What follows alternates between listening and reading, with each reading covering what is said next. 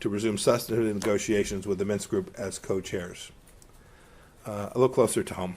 Today I'm announcing visa restrictions on individuals responsible for or complicit in undermining democracy. The Granger government must respect the results of democratic elections and step aside. A few weeks back, I think right here, I called out the Pan American Health Organization for failing to disclose dollars. Today I welcome that organization, PAHO's decision to initiate an independent review. Regarding Venezuela, the UN has found yet 1,300 extrajudicial executions for political reasons in 2020 alone. International pressure on Maduro must continue until the Venezuelan people can reclaim their democracy. Friday of this week past, we're looking forward to hosting the 9th Summit of Americas in 2021. Since I last spoke to you, the department has notified Congress of almost $25 billion, Lightning fighter jets valued at up to $23 billion. It's the second largest single sale notification in U.S. history. This sale and others accompanying it, we're providing an additional $208 million to the most vulnerable nations to overcome the COVID-19 pandemic, bringing our total now to more than $1.5 billion since the outbreak began. No amount of money is as important as our principles. Tomorrow, I'll be at the National Constitution Center in Philadelphia. I'll present the public report of the State Department's Commission on Unalienable Diversity during the Landon Lecture. This administration grounds our practice of foreign policy in America's founding principles. There's nothing more fundamental to who we are than our reverence for unalienable rights, the basic God-given rights that every human being possesses.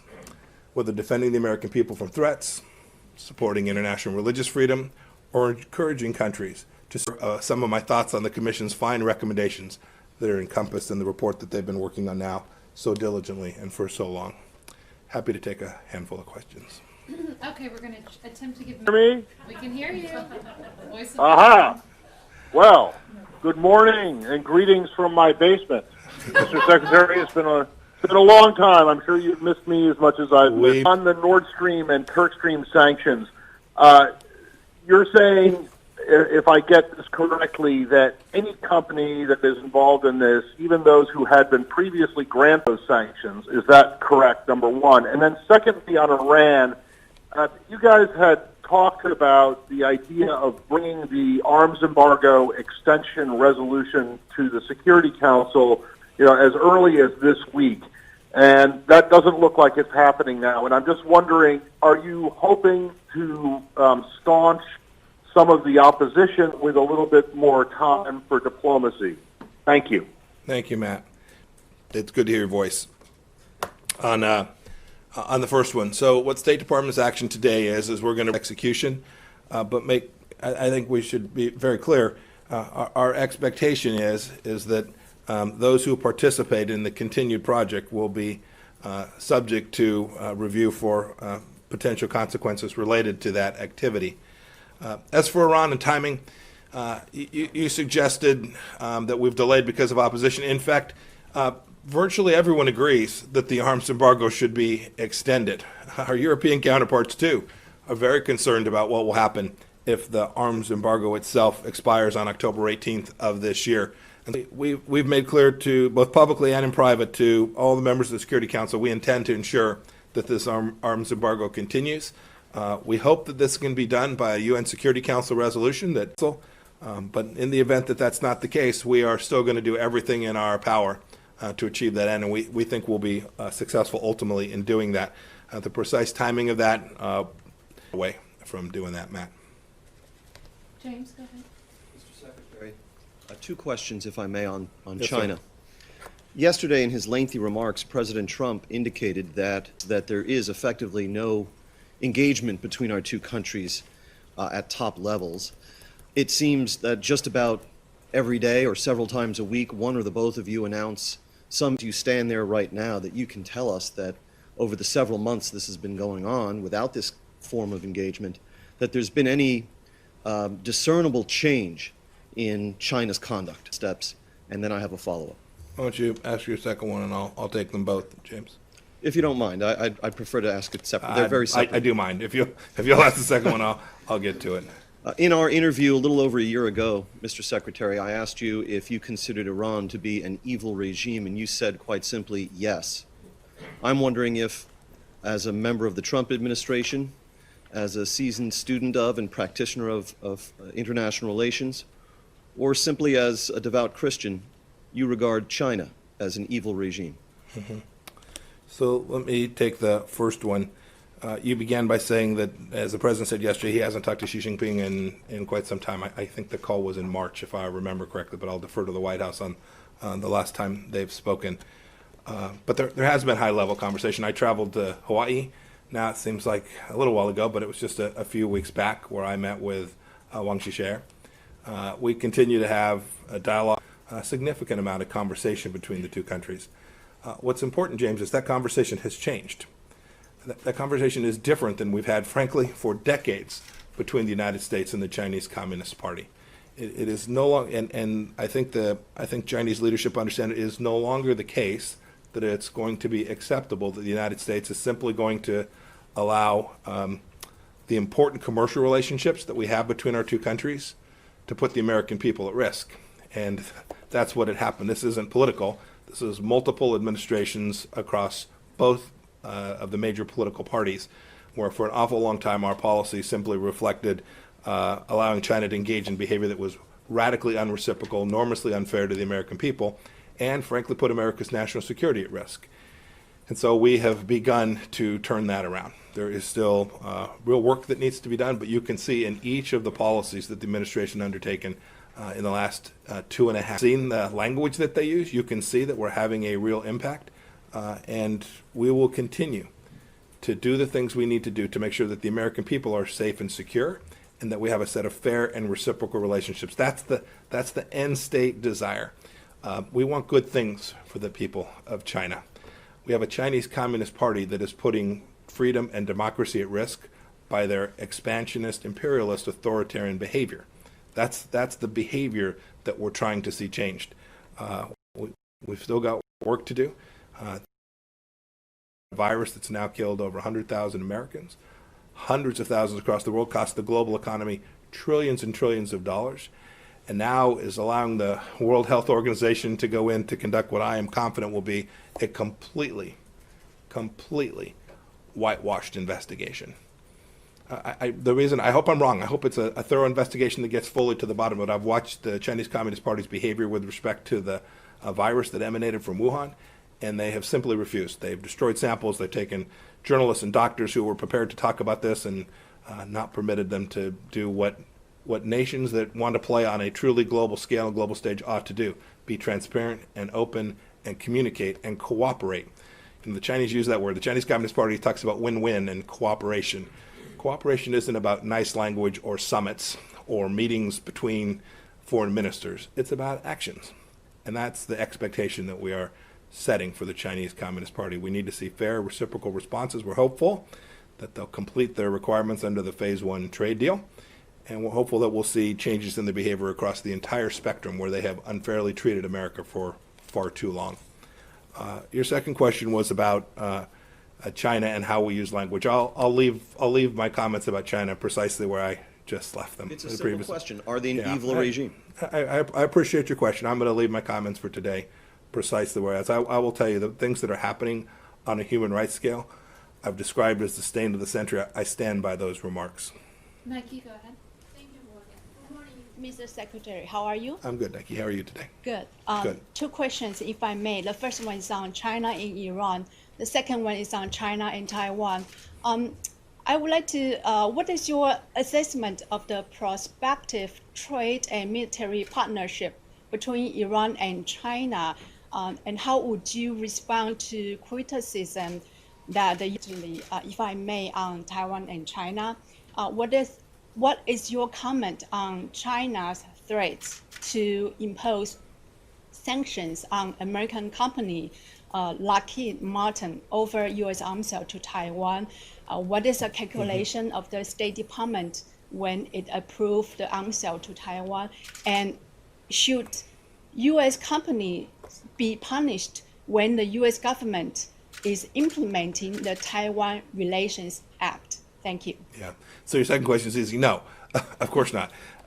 We had an American company conducting business that was consistent with American foreign policy, the policy of the arms sales that we made to Taiwan. I regret that the Chinese Communist Party chose to make that threat against Lockheed Martin. It's not the first time they've chosen to do that to an American contractor who was working on a program that was between the United States and Taiwan. So I regret that. I hope they'll reconsider that and not follow through on the remarks that were made yesterday or the day before when they made them. Your first question was about Iran and China. I mean, well, a little history is in order, right? Think about a long time ago, Persia. The relationship, this is not brand new. But I think what you saw in the reporting there, and something we've been following, is evidence of a couple simple things. First, the need to extend the arms embargo. Right? Now we have reporting that suggests that not only when the arms embargo will expire does the Secretary of State of the United States believe that China will sell weapon systems to Iran, but the Iranians believe that China will sell systems to Iran. And indeed, they have been working on it, waiting for this day, waiting for midnight on October 18th for this arms embargo to expire. I think Europeans should stare at that and realize that the risk of this is real, and that the work between Iran and the Chinese Communist Party may well commence rapidly and robustly on October 19th if we're not successful at extending the UN arms embargo. As for the larger picture, we have a set of sanctions related to any company or country that engages in activity with Iran. The sanctions are clear. We have been unambiguous about enforcing them against our companies from allies, countries from all across the world. We would certainly do that with respect to activity between Iran and China as well. Sarah, go ahead. Good morning, Mr. Secretary. Two questions, if I may. First on... Yes, that seems to be the rule today, yeah. so yes. From Channel 4 News in the UK, I know you've commended the UK's decision on Huawei. The decision is very much based on US sanctions, and the policy may change if the US sanctions change. Mm-hmm. Is there any idea for a review on those sanctions? And secondly, with the coronavirus, of course, there's been restrictions on visas for UK citizens entering the US. Both governments pride themselves on a very special relationship. Is there any notice of those restrictions being relieved? I hope so. We are working closely not only with the United Kingdom, but with countries all across the Schengen zone and across Europe more broadly, and indeed countries in Asia as well, to do our best to get the science and health right to get international travel back open. It's a complicated process. Each country's got a set of different conditions, and as you can see in many countries, even regionally, they have different conditions on the ground. We're trying to get that right, and we certainly hope that we can get this going with the United Kingdom just as quickly as possible. I had an update, I think it was 2 days ago now. We're getting closer to a common set of understandings about how we'll do that. Not only that we'll do it, but the procedures that we would use so that we could execute that safely. Your first question was the British decision with respect to Huawei yesterday. We were happy about it. Faster is always better to get this equipment out of their system. It's a security risk. This isn't about commercial interests. This is about protecting the information, in this case, of the United Kingdom's people. You suggested they did this because of U.S. sanctions. I don't actually think that's true. I actually think they did this because their security teams came to same conclusion that ours have, is that you can't protect this information. This information that transits across these untrusted networks that are of Chinese origin will almost certainly end up in the hands of the Chinese Communist Party. And so I think they did this for the right reasons. I think they did this to protect and preserve and secure the freedoms of the people of the United Kingdom. And I'm confident they'll continue in that policy. I think Prime Minister Johnson got complete right end of the stick on this one. I'm pleased to see that, and I'm pleased to see this is happening all across the world. The tide is turning. I remember questions from you all a year and a half ago that said, oh my goodness, it's just the United States. I think the work that's been done and the work that we've enabled to be done all across the world is now making clear to everyone, and that there is a real security risk. Now every nation is simply asking the question, how do you do it? What are the commercial impacts? How quickly can you move in that direction? And how do we ensure that we have available cost-effective solutions that don't subject our people to the risk that comes from having this infrastructure inside of the countries? I think in fact the tide has turned there, and you'll see this continue in countries all across the world. And you're seeing the world's biggest telecom providers share in this same concern. I listed a few today. I listed a few the last time I was up here. Maybe it was the time before. You're seeing private telco providers understand the risk that their companies bear from putting these untrusted vendors in their networks as well. Michelle, go ahead. Thank you, Mr. Secretary. I have two questions too into a mosque. Are you considering any sanctions on Turkey? And on Lebanon, news reports say that Hezbollah and the government are waiting for the U.S. presidential elections outcome to decide what to do. Do you have any advice for them? So with respect to Hagia Sophia, we were disappointed. We regret the decision that the Turkish government made. I don't have anything else to add to that. As for Lebanon, I just don't have anything else to add this morning. As for Lebanon, the Lebanese people have a simple set of demands. It's really very straightforward. They don't want corruption. They want a government that's responsive to the people. They want a government that is not subject to influence from designated terrorist group Hezbollah. They want what people all across the world want. That's what they're in the streets marching and asking for. They want basic economic activity restored. They want taxes to be collected in a fair way. These are the things that the people of Lebanon are demanding. They should continue to demand them. And when a government shows up that will do that well and do that right, I am very confident that countries from all across the world and the IMF will show up to provide them with the financing they need to execute a reform plan that is worthy of the people of Lebanon. And I think that'll happen whether in this administration or the next one. I think the United States position here has been pretty clear and is bipartisan. Thank you. Go ahead. Yes. Thanks, Mark. Mr. Secretary? Yes, sir. Just one question. With two parts, right? No, and what should we infer from your statement on the South China Sea? I mean, in the fait accompli that China has created in the South China Sea, they remain in place. They remain fait accompli. The fishing fleet, the maritime militia, they continue to operate in what is considered disputed. What are your expectations? What should we infer are your expectations of China following this, strengthened U.S. position? Yeah. So after extensive legal review, the State Department for the first time made clear what we believe the law reflects. This is how the United States operates all across the world. And so we set down very clearly the markers that says these are the legal requirements. So we will then go use the tools that we have available, and we will support countries all across the world who recognize that China has violated their legal territorial claims as well, or maritime claims as well. And we'll go provide them the assistance we can, whether that's in multilateral bodies, or whether that's in ASEAN, whether that's through legal responses. We'll use all the tools we can. You use the term fait accompli. I think things have shifted dramatically in the region. I think you're seeing countries all throughout Asia, and indeed in Southeast Asia and in the Pacific, recognizing that the United States is prepared to do the things necessary to assist them in protecting their valid legal claims. So I think it was really important. The statement we made on Monday, I think, was very, very important in not only demarcating the United States position, but making clear that we'll support other nations of the region that do a similar thing with respect to protecting their capacity to preserve the maritime boundaries that their people are entitled to. And I've got time for one more.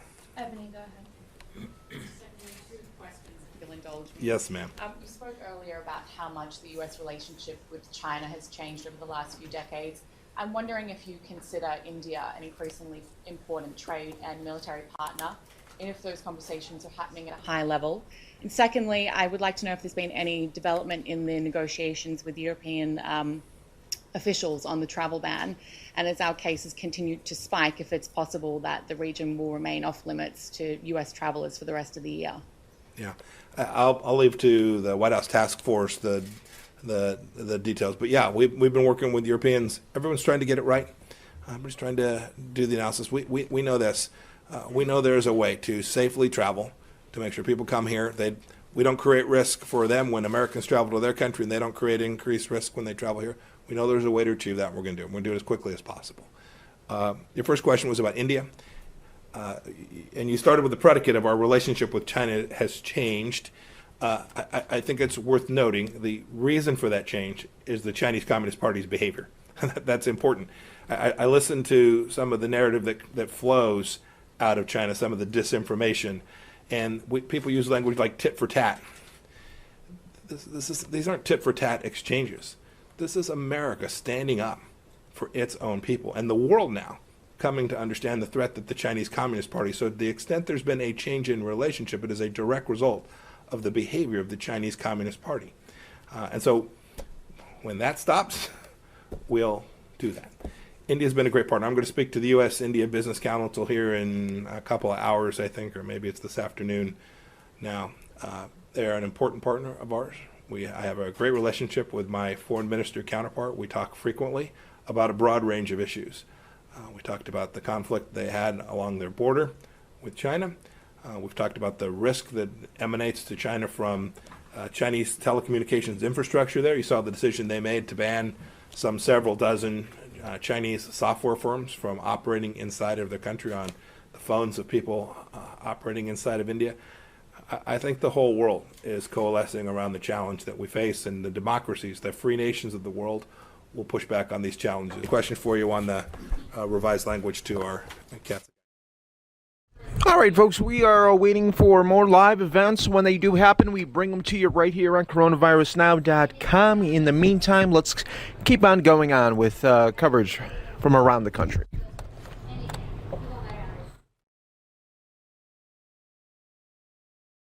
Frequent hygiene, cleaning contact areas, all of those things are important.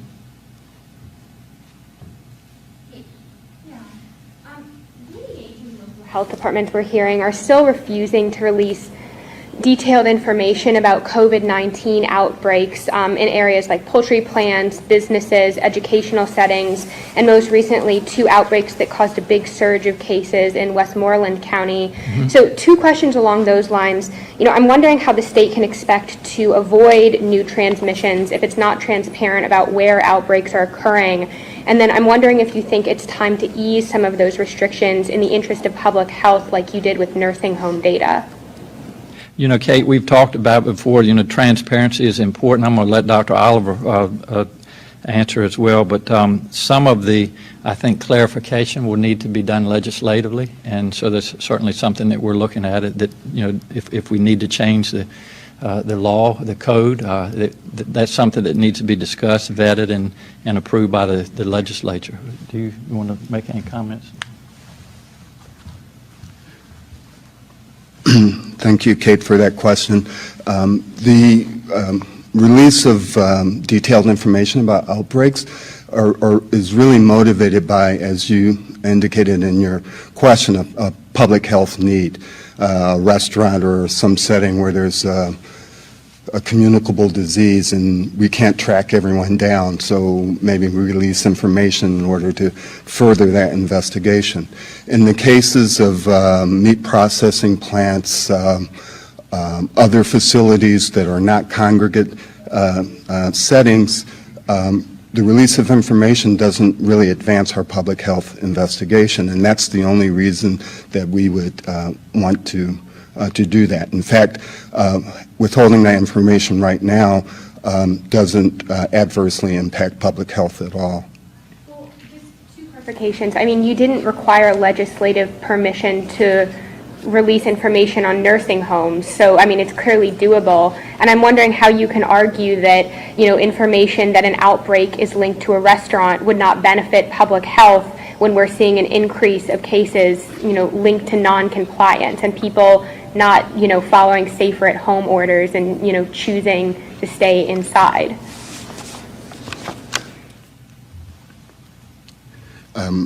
I was actually stating the opposite, that in fact with, say, the restaurant example, that might be an example where releasing information could advance the public health investigation.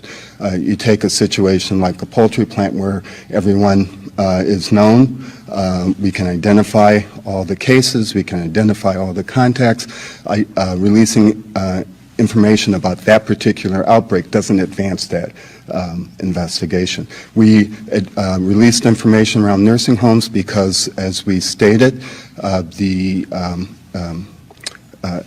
extent of the outbreak had gotten quite expansive. There was release of information that was required by CMS. and we were concerned about the discrepancy between that information and what we knew in terms of our data, and then we felt that for the public interest that needed to happen. You need legislative permission to release data in other settings, or is that a step you can take as the health commissioner?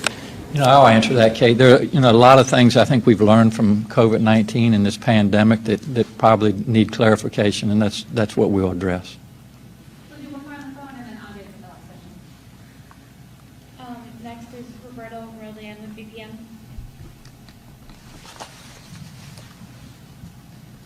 Yes, we know that COVID-19 is disproportionately impacting the Latino community. Has the state hired more bilingual contact tracers? And what are other strategies that are being taken to mitigate the impact on the Latino community? It's a great question. I'll let Dr. Oliver talk about the tracers, but we were up in Northern Virginia when we did our press conference up there. We did it bilingually in English and Spanish. Certainly the interpretations, the guidance that we're putting out is also in Spanish. So we understand that there, and it's not just folks that speak Spanish. There are a lot of other languages that are spoken in Virginia as well. So we're working on that, doing our best to make sure that everybody can receive updated and accurate information. As far as the tracers, Norm. Thank you for that question. We have made a concerted effort to hire bilingual contact tracers.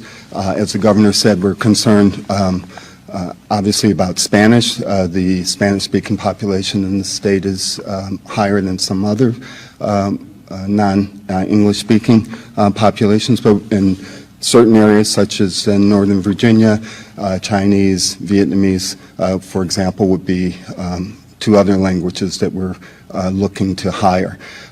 We haven't hired nearly as many as we like, and one other solution that we are implementing is to establish virtual contact centers that will provide some backup. It'll be easier to get people who are fluent in those languages in those centers who can back up contact tracers in areas that need that kind of capability.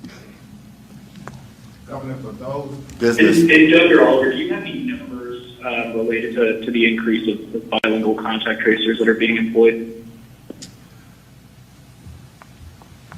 I don't have those numbers right on me, but I can have our communications folks get in touch with you and provide you with the numbers that we have at present. Yes, Andre. First, for business owners who are seeking guidance in terms of their employers or employees who are traveling to maybe hot zone places or beaches and then they come back to work, is there a standard for how they should handle that in terms of maybe getting these employees tested or having them automatically set out for a couple weeks? Just for those businesses who are seeking guidance for their employees. Yeah, no, that's a great question, Andre, and I don't think we have any particular guidelines in place other than, if an individual has gone to an area in the crew that is a hot spot, or even an area of Virginia that's a hot spot, and if they suspect that they were around other folks, they're going to need to make a decision to one, quarantine, and also to be tested. But as far as any specific guidelines that are in place, I don't know of any that we have for that. My last question is, how far down or how large is the reach of the CARES Act? Because there are people who say they're struggling in terms of trying to find child care as school systems get back to normal or close to normal. And then even simple situations where folks are living in units and don't have air conditioning. They don't have transportation, as some of these service groups are struggling with funding, so they can't really kick in. So how far reaching is the CARES Act? Yeah, that's a good question. Aubrey, do you want to just kind of touch on that? And while Secretary Lane is coming up, we're hopeful that the federal government, that Washington will have more relief for us. And one of the things that we've asked for is more flexibility. because it is fairly specific, and the resources have to be used for COVID-19. But Aubrey, if you want to just touch on that a little bit, I appreciate it. Yes, sir. Thank you, Governor. Aubrey Lane, Secretary of Finance. Andre, the CARES Act has to be used specifically for direct impacts of the COVID-19. Some of the things that you talked about would be direct impacts. Some of the programs the governor has approved for that money, including evictions. He's talked with the health department about limiting cutoffs. I know voluntary utility cutoffs or non-cutoffs are still in place, but those monies can be used directly to help those people in those programs, and that's what the money is being used for. So it is, as long as specifically related to the COVID-19 outbreak, those monies would be eligible under the CARES Act. How do these individuals tap in to get those funds? Couple ways. There are the state institutions that are already in place. I know, like, for instance, the community housing has put in programs working with our Main Street program for some of the programs for the homelessness and the evictions. But I would, first of all, have them go to either the health department, where they can ask for guidance in terms of if they've had a health condition, or the other community services that are there, and they would be coordinated with the state. And Andre, you mentioned child care. That's certainly something that we put a significant amount of funding in through the CARES Act. And then the last thing that I think brought into better focus a lot of challenges that we have, whether they be around equity, and brought into better focus is the need for universal broadband in Virginia. And we've talked about that, the importance of broadband for business opportunities, the need for broadband for health care. Our office, for example, in Hampton Roads, our medical office, the great majority of what they're doing is through telehealth now, which that sounds good, but if you don't have access to the internet, that's a real challenge. And then finally, education. And Secretary Carney and Superintendent Lane are here, Peter Bland, all the different options. And one of the options is virtual learning. And that sounds good if people have access to broadband, if they have, Andre, the means for someone to stay at home with the children. So you know, while we've heard a lot of talk, and unfortunately I think a lot of it is political, that all of our children should be back in school. Very proud of our staff for all of the work that they're doing, and we want to ensure, Virginians, that your children are going to be educated this fall, but it might not always be in school, and so we're working through all of those plans, and I appreciate the school districts in the different localities in Virginia, and also the colleges and universities. So much work has gone into planning. This virus is going to be with us. It's going to be here in September, and so we'll continue to make sure that we do everything to make sure all of our children have access to what we hope is a world-class education. So thank you all again. I don't have a planned press conference, but there are a lot of things happening. This is changing rapidly, and so I anticipate being back with you all.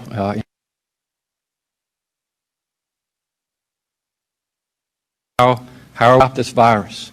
And it's very simple. We are lines, the social distancing, the wearing of facial protection, the not getting in large gatherings, and just be part of the solution. So it's good to be back with you. I appreciate, again, as always, the press being here to continue to get updated and accurate information out to Virginians, and we'll keep working through this together. So stay safe and stay healthy, and we'll see you soon. Thank you all.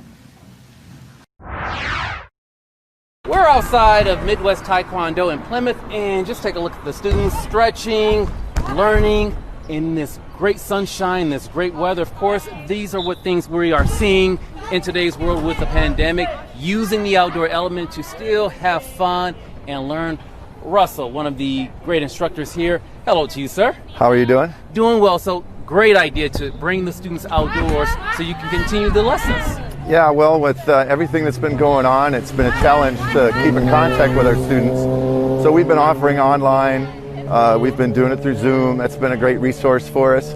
But once the governor allowed us to have outdoor fitness, well, we seized the moment, closed our parking lot off, and brought our students out here and started doing our Taekwondo out. And Russell, from what I can tell, it appears being outdoors is not distracting the students at all, but actually amplifying their focus. It absolutely is. With the distractions of the traffic and stuff, it presents a little bit of a challenge, and it gives them something else to focus their concentrate their focus on. All right. And tell me, what are we seeing right here?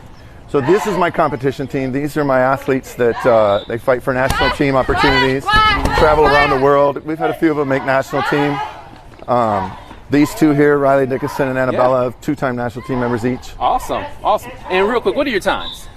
Well, we run classes we start at 5 o'clock with our beginner classes, and we run all the way up until 8:30 with my competition team ending the night by 9:30. Got it. Now, can Riley teach me a thing or two? Absolutely. This is Riley Dickinson. She is a U.S. national team member.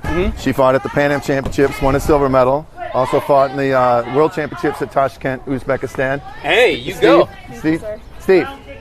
Go ahead, Riley. What can you teach me? Round so Riley's gonna teach you how to do a cut kick. Okay. Which is used defensively and offensively for a positional part of our game. And then she's going to slide back and show you a round kick. All right. So she's going to do a cut kick, slide back, and round kick. All right. All right. So you're going to get up and give it a try. Let me give this a go.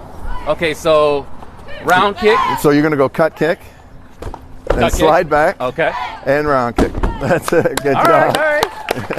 You're a pro. I'll let y'all continue doing that. But no, good stuff. Russell, thank you very much. Thank you very much, Josh. I really Riley, appreciate it. thank you as well. Thank you for teaching me. And you go in the Nationals.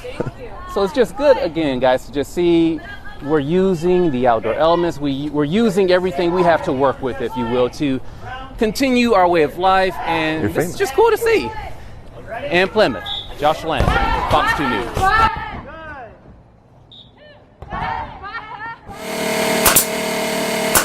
I thought it would be a little bit smaller than it really grown into. It's quite something. At the Courts home in New Hudson, a new unexpected family business has taken over. Every day they make tiny picnic tables that are stacked up in the garage while bowls and shipping boxes line their living room.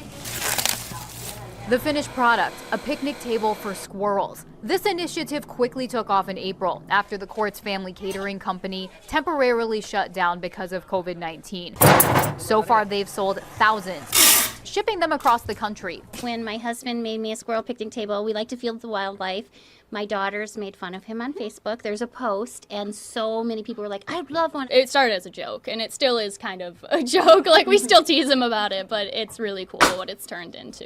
As you can see, this operation has completely taken over the Courts home. And get this, they can make one of these in less than 5 minutes. Usually you give something to somebody, they don't get back to you. But these people were stopping in their car, rolling down their window. Thank you, I love you.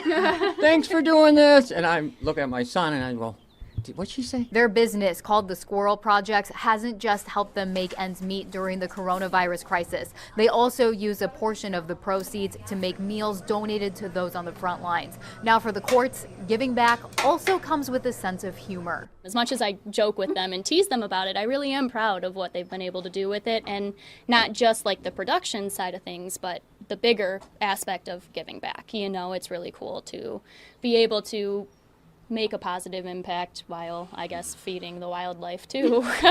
If you want to buy a squirrel picnic table, we have that information on fox2detroit.com. In New Hudson, Veronica Meadows, Fox 2 News. This morning we are hanging out in Birmingham, and take a look right behind me and just look at some of the many changes we are seeing in today's world when it comes to restaurants and bars, outdoor seating on the sidewalks, onto the streets, as a way for businesses to attract more customers during this pandemic. That's a similar mindset when it comes to drinks to go. State lawmakers approving a series of bills allowing restaurants to sell cocktails to go. That means beer, wine, hard liquor, and mixed drinks will now be available for takeout and delivery. The governor is expected to sign these bills into law. The measure also allows communities to create designated social districts where people can drink alcohol outside. Think of it when you go to New Orleans, you buy a drink at one establishment, you're able to walk down Bourbon Street and with that drink in hand and go to a different bar or restaurant. A similar concept. Here is more from one lawmaker on the long-term plan. I'm hoping it's something that catches on in Michigan and they're still using it 25, 30 years from now when hopefully we're not dealing with a pandemic. But I think in the short term, it will also have that added effect of kind of a new thing that hopefully will attract folks back out of the house. These new measures will also give local restaurants cheaper discounts on liquor through the end of the year. And again, the governor is expected to sign these bills into law. In Birmingham, Josh Landon, Fox 2 News. Not quite ready to take off for that summer trip, but still need to get away? The Royal Park Hotel in downtown Rochester is planning the perfect staycation for you. We came up with cabanas, glamping, a stay-and-play golf package with Oakland University, and so much more, so we're truly excited about it. And the amenities geared for the outside in the cabana along the Paint Creek, golfing at Oakland University, or even fly fishing. We just want people to feel safe. I mean, right now, it's just like I mentioned before, it's a scary time, so we want people to come experience this little pocket of beauty and serenity right here. Now, whether it's a staycation with family, a birthday party, or even a work gathering, as many businesses are in work-from-home settings, this could be a place for a quick get-together. And I don't want the only thing people remember about this year as being all the challenges that this country's faced. I want people to actually make memories that they can talk about. It's not just COVID, it's the outside, it's Rochester, it's family memories. So that's really my hope and my dream, that there's more to this year than just all the challenges. So hopefully we can do that here. She is how can I explain this? Crazy little kid. Kind of crazy, maybe, but also creative and caring, most definitely. I wanted to do it to help the community and to encourage people to do the same. Michaela Munyon's craft, making masks. Cute ones, I might add. It makes me feel good. The 9-year-old from Oakland Township overhearing her parents talking about a mask shortage at nearby hospitals during this pandemic. Michaela quickly getting to work. She makes them and they go out almost as fast as they come in. The first couple of masks dropped off to a few friends who work at St. Joseph Hospital in Pontiac. Their N95 masks already overused. Michaela made masks big enough to go over the front of them. Michaela says she learned to sew during an after-school program, then watched a YouTube video to learn to create the face coverings, dropping them off to anyone who needs them. Family, my friend, a pizza place, taco place, a nursing home. Michaela making the colorful masks with an old sewing machine until a few donations came in. People donated Amazon cards to her and she was able to buy a sewing machine with them. It's hilarious watching how happy she gets picking out fabrics, and she actually starts giggling every now and then. Michaela even finding patterns for Father's Day, and some from what seems to be one of her favorite series of books and movies. My sister's actually wearing one of them. Oh, what's on that one? Hufflepuff. It's the Harry Potter Hufflepuff symbol. Her Facebook page also named after a mythological creature in Harry Potter, the friendly Chupacabra face covering company. Are you taking requests? Yes. So far, Michaela making roughly 560 masks. She knows how important her masks that come in several different sizes can be. I want people to know that it's important to wear a mask and to make coronavirus go away. She's rocking it out, so I'm just letting her go. All you can do, right? Oh, yeah. In Oakland Township, Erica Erickson, Fox 2 News.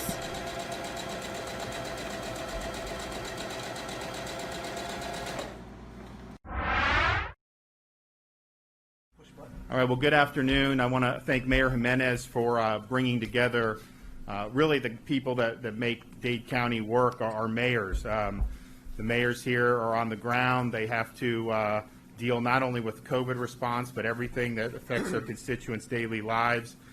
They're really the ones that make it happen. So I want to thank you guys for coming. Appreciate all your hard work. Being a mayor when you're in a position of any executive responsibility, particularly mayor, it's not about Republican, Democrat, it's about getting things done. And we're in a situation now here in Miami-Dade County in particular, where we see, some of the metrics have risen, certainly the number of positive tests, which are an indicator, but not necessarily the most important. But we have seen, of course, increases in visits to the emergency department and in hospital admissions, particularly over the last 3 weeks. And if you look at it, what's happened in Broward, a lot of the hospital admissions, particularly in the southern part of Broward County, are from Miami-Dade residents. And so as we look throughout the state, there's a lot of challenges to deal with COVID-19 in different corners of the state. We are seeing probably numbers that are more manageable in most other parts of the state. Dade right now is the place where we're seeing the most spread, and then obviously the most clinical consequences. And so we have a situation now where people are apprehensive, people are hurting. This virus has affected every Floridian's life in one way or another. Obviously, most haven't been affected. Many may not even know anyone who's been infected. But certainly the response and everything that's happened since March has had a profound impact on everyone's way of life, particularly here in Dade County. But I know people in South Florida are very resilient. I think we have the strongest healthcare workforce in the state, in the country. I think they've performed very well. I think our hospital system has performed very well. The outcomes for our patients in Florida have been better than in many other states, which I think is a testament to their hard work. I think the important thing is we've got to all work together, all be on the same page. We have good support at the federal level, and obviously the state, needs to be here working hand in hand. We've worked very closely with many of you throughout this. We want to continue to do that. But I think everyone being united right now and saying, okay, what do we need to do to turn the tide with the coronavirus? Obviously, there's a whole host of other issues that flow from that in terms of the economy, schools, all these things that I know people are apprehensive about. And so you guys, the mayors, really are the ones that are going to make it happen. I'll give an update. We obviously have seen hospital ED visits for COVID-like illness increase in Dade County, as well as hospital admissions. The number of people that test positive as a percentage statewide has basically remained steady and even slightly declined over the last few days. So we've really been in that 14% on average now. And outside of South Florida, it's been closer to 10 or 11%, which is potentially a good indicator for those other 64 counties. We also have an abundance of hospital beds and ICU beds available, even here in Dade County, which has seen the most hospital traffic. You're at 20% bed availability and 16% ICU bed availability, with the ability to surge more if you needed. And in fact, if you look, there's beds available, there's capacity, there's an ability to expand capacity if you need to. The one request we've had from folks, and Carlos Magoya is here, but others in other parts of the state, is just making sure they have enough support personnel to be able to make it all work. When we went through March and April, the hospitals were restricted from doing certain procedures, and that really led to a lot of staff being laid off. And so I think that was a negative consequence of that. Now they're bringing people back, but they're not where they need to be. And so we've already deployed 100 nurses to Jackson Memorial. We're going to be filling more support. Requests for support from Miami-Dade County and Broward in particular. We have 1,000 nurses and medical personnel, and we have the option to add up to 2,000 more as those requests are made. We also have the ability to provide different resource enhancements here in Miami-Dade and other places. We're really happy that we've been able to open a lot of these COVID-only nursing facilities. We now have 15 operational locations. That houses 1,000 beds, and we have 9 additional sites opening in the future, near future, which will add over 600 beds. And so when you talk about the most vulnerable population, our residents of long-term care facilities, having somebody test positive and then being able to safely isolate them in a COVID-only facility can prevent a massive outbreak amongst our most vulnerable. It also gives hospitals the option to use it as a step-down facility if they have a long-term care resident who's medically stable, still contagious, and can't go back to the nursing home, but can go to one of these COVID-only facilities to isolate. We're also continuing with testing. The last week, we've averaged in the state of Florida 90,000 test results a day. That is way, way beyond what we were doing in March, April, and May. So part of the reason we have more positive tests is because we're doing so much testing.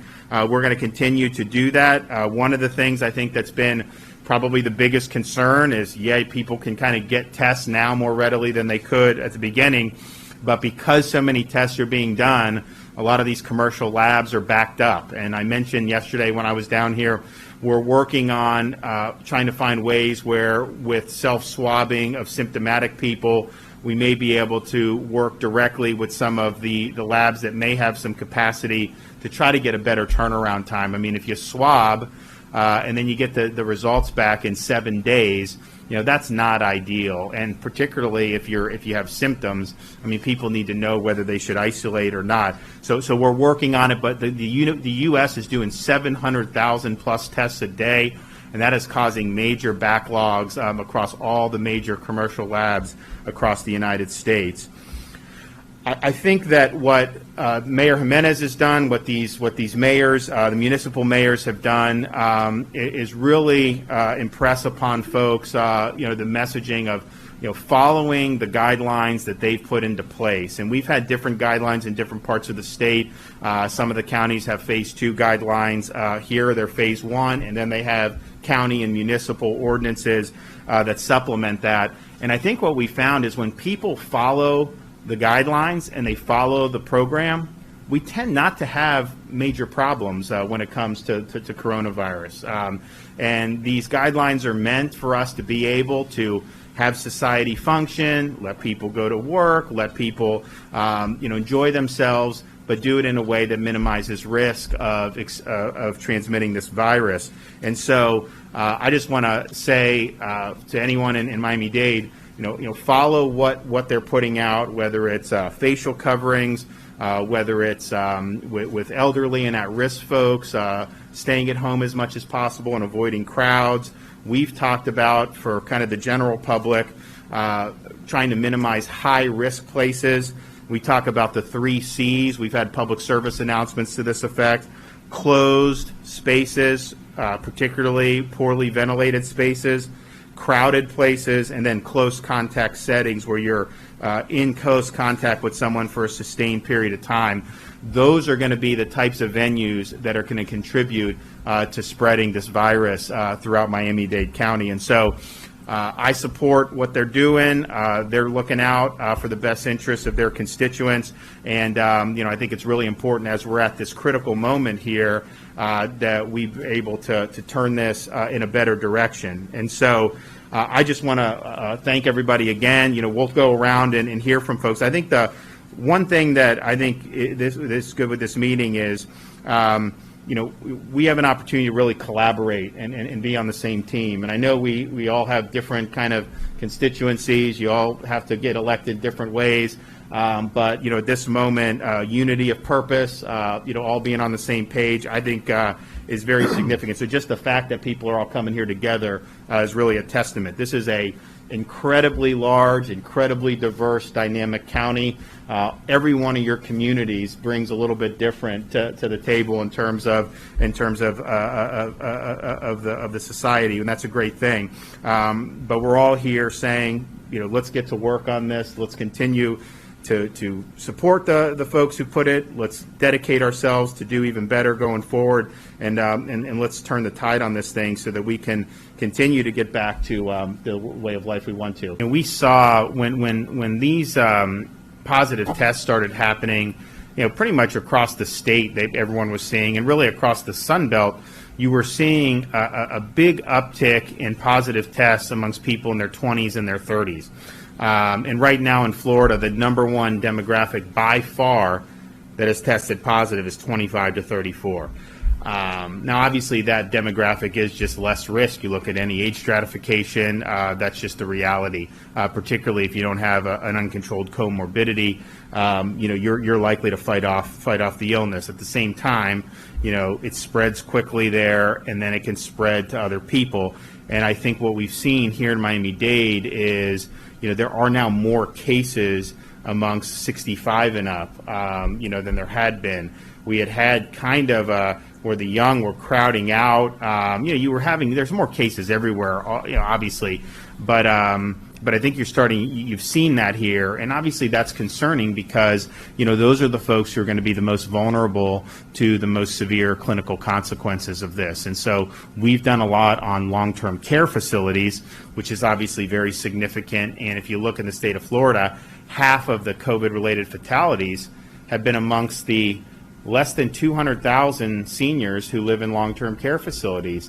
And so you have basically the same amount for the 21.5 million who don't live in long-term care as you do just there. So it is an important issue, and we've worked really hard on it. But then you also have folks who aren't in those facilities who are 65 and up, and I think that what we're seeing is family get-togethers with folks who are younger, multi-generational.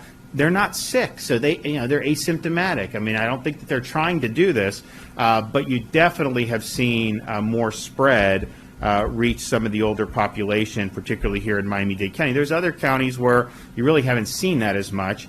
Here is one. So that is definitely a concern. I think Carlos said, you go back 3 weeks when the hospitalizations were ticking up, it was skewing noticeably younger than what it was in March and April. Now they're starting to see that age creep up, where you're starting to see, people who are older. That is significant because of the outcomes that you'll see.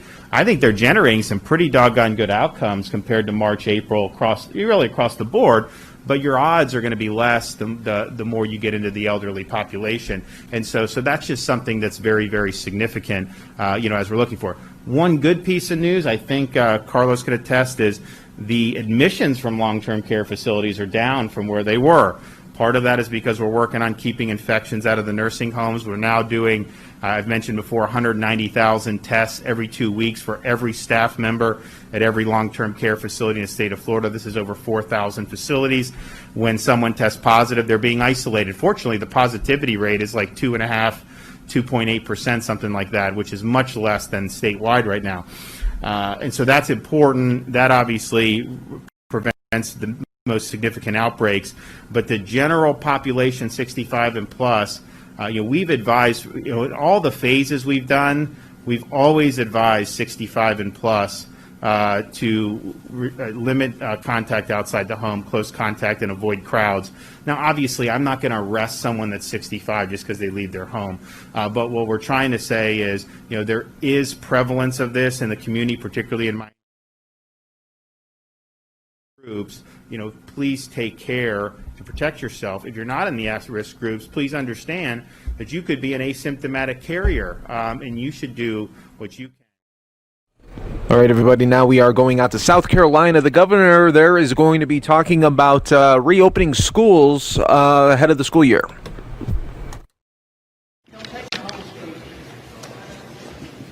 It'll bear repeating, that's for sure. Ladies and gentlemen, thank you again for coming to our historic, beautiful State House. Today we are here working for our children. The children of South Carolina are the future of our state. We have everything invested in them. We must educate every child in South Carolina. There's nothing more essential, nothing more important that we can do than educate the children of South Carolina.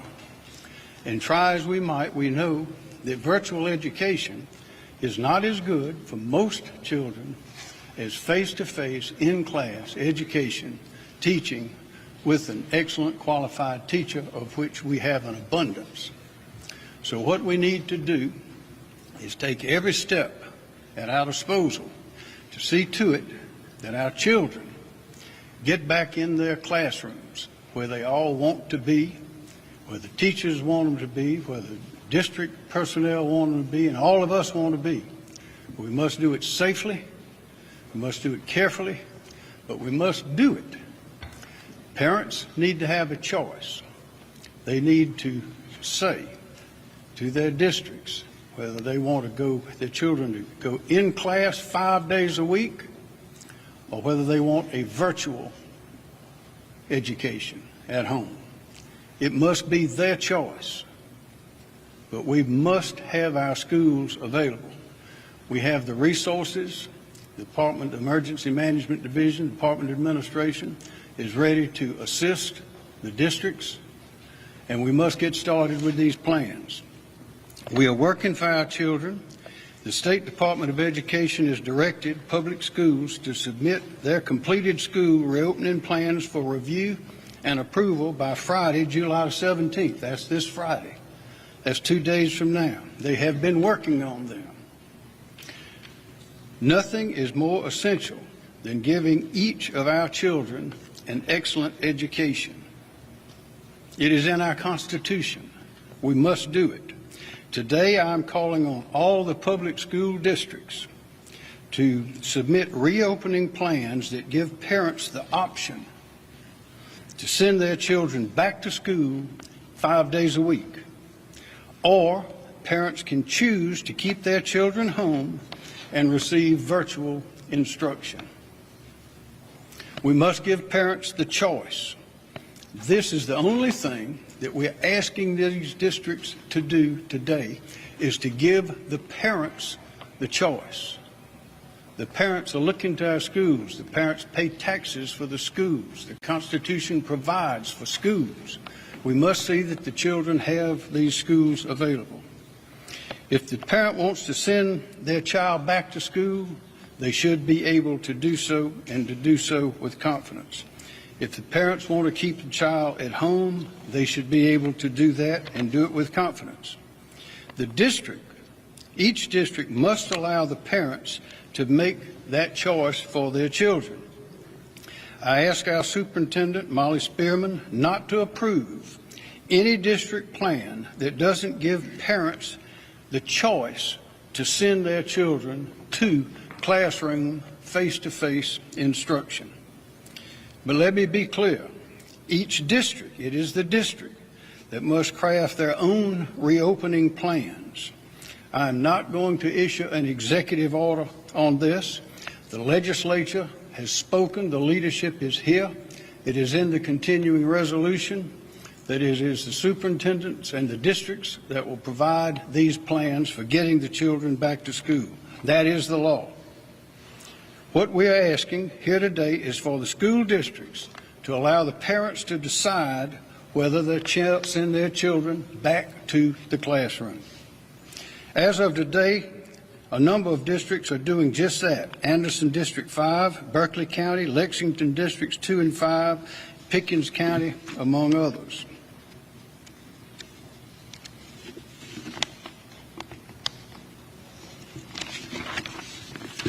School districts should consider selecting the date of September the 8th, Tuesday, 2020, that's the day after Labor Day, to reopen the schools. This will allow plenty of time for the school districts to complete their plans, which we presume all have started in earnest, for the school districts to communicate with parents their plans, and to allow the parents to make the plans on whether to send the child back to school or to choose the option of virtual learning at home. It allows the school districts time to implement new class schedules, new bus routes, pickup times, and to implement the health and safety protocols that have been recommended by various federal and state officials, including DHEC and the CDC. Those guidelines, those recommendations, not mandates, but guidelines and recommendations, suggestions, are known by all. You may remember that Congress in the CARES Act sent $216 million in CARES Act funds directly to the State Department of Education for COVID-19 related expenses, $216 million. These funds are there to be accessed by school districts to pay for COVID-19 reopening expenses such as those we're speaking of now, and to ensure that our classrooms are safe and secure for students and teachers alike. And what you think you will have to have, please do so right away. We cannot restrict learning by forcing students to participate, no access to internet at home to begin with. As you know, we are working diligently on a broadband plan to extend that around the state, but it's not done yet. All children, regardless of their zip code, must have the opportunity to attend in-class instruction, and it is up to the parents to make that choice. For many South Carolina families, public schools provide the opportunity for parents to go to work. By working, of course, the parents are able to provide housing, meals, economic security, and all sorts of other things for the children. But the schools also protect many of our most vulnerable children. The Department of Social Services reports that child abuse and neglect complaints received by the agency during this pandemic have gone down. That's because the children are not at school to alert the school teachers and the authorities there, the nurses and the teachers and the principals, of difficulties. We suspect that the incidents are going up, although the reports are going down because the children are not in school. And of all our school children, about 750,000 during this pandemic, as you know, the Department of Education has had a tremendous program for feeding them all during this time. It has been quite a grand accomplishment. But there are over 10,000 of those students since this pandemic began that we have not heard from their parents. They've been lost to us. We must regain that contact. And there are many more that there's only been minimum contact. That is just one more reason for the health and well-being of the students, the children, why it is so important that our schools are operating and we have in-class instruction. Children have dropped off the radar because they were not physically coming to school each day. Children have also lost valuable learning progress due to schools being closed. We know that typically over the summer, things that the students learn, they lose by the time they come back to school. Well, you can imagine under current situations how difficult it is and how that is being exacerbated. We want our educational momentum to continue and to accelerate, and that means we have to get the children back in the schools. They are isolated from their teachers when they're at home, from their friends, and from their daily routines, all of which are very important to them. And we are now learning even more, some frightening things about the impact of isolation and uncertainty on the mental health and emotional stability of the children. When attendance was not taken and truancy laws could not be enforced, children, for whatever reason, simply left our system. We've got to get the schools reopened. We know that no one can eliminate risk, but we've learned a lot about this disease and infections since this began. And the American Academy of Pediatricians or Pediatrics has issued grand guidance and insight into the risk and lack of risk in our school system for these young people. We can mitigate the risk to our teachers and students by being intentional and by being smart. There's not one person standing here today that will not support every possible investment in the health and safety of our citizens, including our children. As I mentioned before, the Emergency Management Division and the Department of Administration will be directed to work diligently and directly with the school districts if they need support for personal protective equipment, masks, cleaning products, or sanitation services. So we are all on the same team, and we all have the same goal, and that is to protect and educate our children. But we must reopen our economy. People must go to work. Schools must have in-class, face-to-face teaching so these children do not fall behind. Ladies and gentlemen, if they fall behind, just in this one period, they may never catch up. And we may have a generation lost to their educational opportunities. Speaker Lucas, excuse me, Senator, President Peter. Thank you, Governor. Thank you, Speaker. A safe return to a safe learning environment is what our children want and need. Will that be difficult? Yes. Will that be impossible? No. So you may ask, what can you do to help our children to return to school this fall? A couple of things come to my mind. I want to speak to my fellow freedom lovers out there. Freedom lovers of South Carolina, if I can wear one of these uncomfortable aggravations, I know you can too.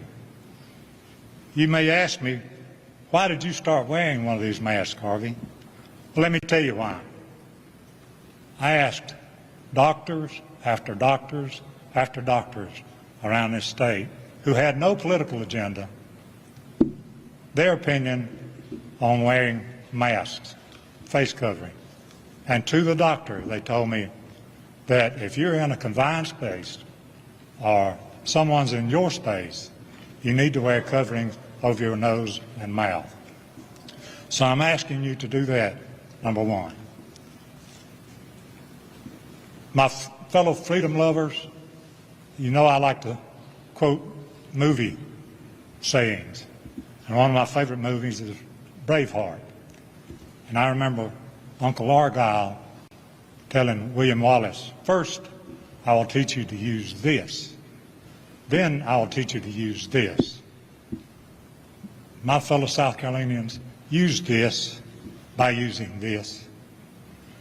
And then the second thing I ask you to do, we're in uncertain times. We're in uncertain times. I've never heard of times like these. So I ask you to turn down the volume so we can listen to that still, small voice. Thank you. Thanks, Senator. Speaker Lucas.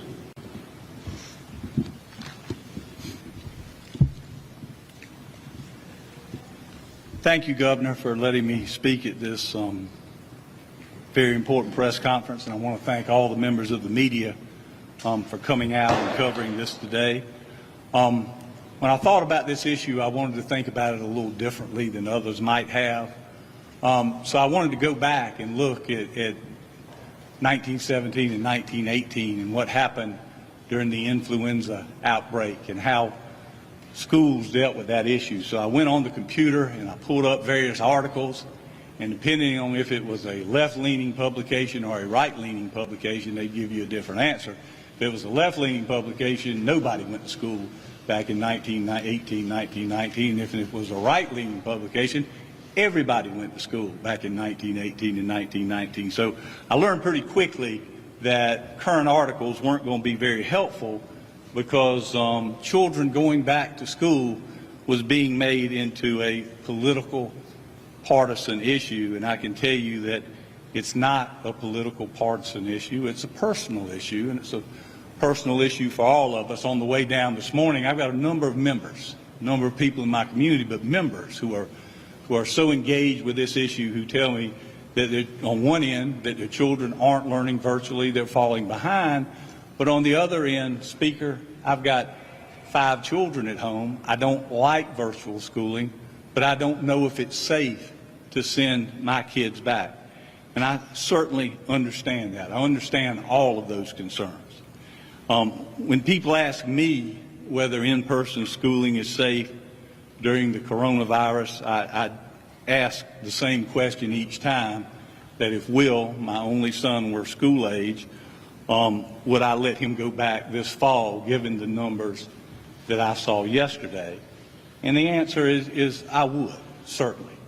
And there's a reason for that, and it's not that I'm Republican or Democrat. I am a Republican, but it's based on my personal history. And I always like to talk about my dad. My dad was the greatest person I ever knew. He came up poor. His mother and father, I don't think, had 8 years of education between them. It was very hard on my dad while he was at home because my grandfather was always pushing him to leave school and go work in the textile mill. My Uncle Jerry, who was the youngest, always said it was hardest on Dad because he was the oldest and they would push him the hardest to go. Well, he loved going to school. He loved going to Hartsville High School, so he went. And he went every day and he stayed as long as he could because that school offered him such tremendous support. His teachers, who he still would talk about until he died, were so essential in his life. And I can only imagine if my dad's schooling was cut short, that he would have ended up in the textile mill if he'd had to go through a pandemic and not be able to go to school. My dad's story has a great ending. He finished high school. He didn't learn a whole lot. He went to Korea. He fought for 2 years. He went to college on the GI Bill. He went to the University of South Carolina. And on August 11, 1957, he got 2 things. He got a diploma and he got me on the same day, which I want to integrate my dad into a little bit of what I'm going to talk about. And I'm not going to talk long, but, I also think about my son. When you talk about personal decision, I remember in the 2nd grade, his teacher calling me and you'd say, something's wrong with Will. We don't know what's wrong with him, but something's wrong with him. So we took him to Joel Sussman, who was a great psychologist over in Columbia, and he worked with him and looked at him, and we were thinking maybe he's got attention deficit disorder. He had something called DAMP, which he had attention deficit disorder, but he also had a motor function problem. He didn't have any balance. He couldn't ride a bicycle. He couldn't have his fingers do that. So with the help of some really dedicated teachers who not only worked with him during the day, but worked with him all of his life after school, tutoring. He graduated Hartsville High School, just like his granddad, just like his dad. He went on to get a degree in mathematics and a master's degree in analytics, and we're really proud of Will. But, I come at this issue from those 2 stories. And I think about, when I think about disadvantaged students, I have to think about my dad, who was severely disadvantaged. And disadvantaged today is not having a computer. And it's not having access to the internet. And that's pretty tough. But back then, and also today, disadvantaged is loss of vital services, not having a meal. And I know my dad went to school a lot of times without any money, and he bummed money to get a meal. Loss of safe surroundings, but more importantly, loss of support. When our children don't go to school, some of our most disadvantaged children lose that support. And that support is what keeps them in school. So, I think from that standpoint, it's critical to have the option to go back to school. I think about virtual learning, and I think about it a lot. Figures been thrown around. We had 10,000 kids we couldn't find. Well, out of 800,000 kids, I heard at a Senate hearing, President Peeler the other day, that we've had 80,000 kids who are habitual truants. And you look at the studies, and they're not a lot, but they say you will lose in truancy anywhere from an additional 21 to 30% of your students. And I'm telling you, folks, that is not an acceptable number. And I go back to my son, who I gave you the example of earlier, Will. Will couldn't have been a virtual student. There's no way. His mother and father worked. He didn't have the coordination to do it. He sure didn't have the attention to do it. But for sending him to school every day, he would not have been able to overcome his handicaps and his disabilities. And I think that's so important and something that we lose track of sometimes. I understand that returning to school is not a one-size-fits-all package. There will have to be different solutions for every district, but every child needs the opportunity. I go out, I go to BILO, now we go out to eat. We see those same children who are in our school system who are courageously serving us and checking us out at the grocery store, and I'm just amazed at their bravery. And I think to myself, you know, we can be as courageous as they are. If they're out there doing that for us, then we should have the courage in making every effort to get these children back to school. I'll end by saying that, you know, going back and looking at 1918 and 1919, I did find some actual historical evidence about interesting things that happened because of that pandemic, and it's just unbelievable. Woodrow Wilson called that the children's year. And in that year, we got school nurses, we got school lunch programs, we got child labor laws. You know, the kids who got sent home back then, they were in the 8th grade, you know, they didn't get to go home and play Nintendo, they had to go to work. So we got child labor laws out of it, compulsory school attendance, improving tenement housing. We got larger, cleaner schools with playgrounds. So the folks back then understood that when they went back, they had to do it differently. And we have to do it differently. And Chairman Hembry and Chairman Allison have worked so hard on our reform package that we're trying to get through, and we're still trying to get through it. And you don't ever want to see a bad thing like this happen, but, you know, maybe this can be an impetus, Chairman Allison, Senator Hembry, that we can get this school reform through. I hope so. To go back, you know, everybody has been saying, I got this letter from these teachers unions. I've been reading it in the paper that I got the letter, and I just got it this morning in the mail. So, you know, I'm old school. I actually go to the mailbox and get my stuff. So, but, you know, I've read that. And listen, they make certainly some wonderful points about safety. We must be creative again. We must think differently. We must make the necessary changes to prioritize safety for not only the children and for our teachers. But I can tell you that we are extremely fortunate in South Carolina in one regard. And I think the General Assembly, all the members of the General Assembly up here need to take credit for that.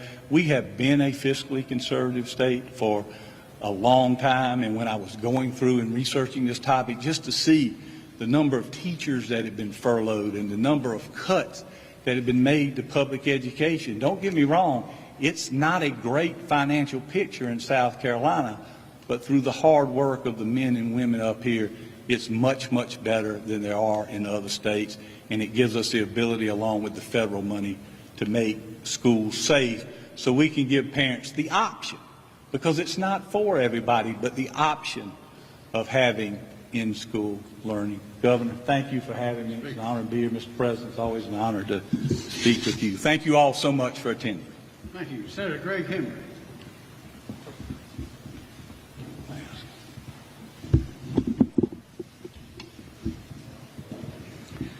Thank you, Governor McMaster. I appreciate everyone who's come for this press conference. A lot has already been said. I'm going to be fairly brief. I've got four quick points that I think are worth discussing with you.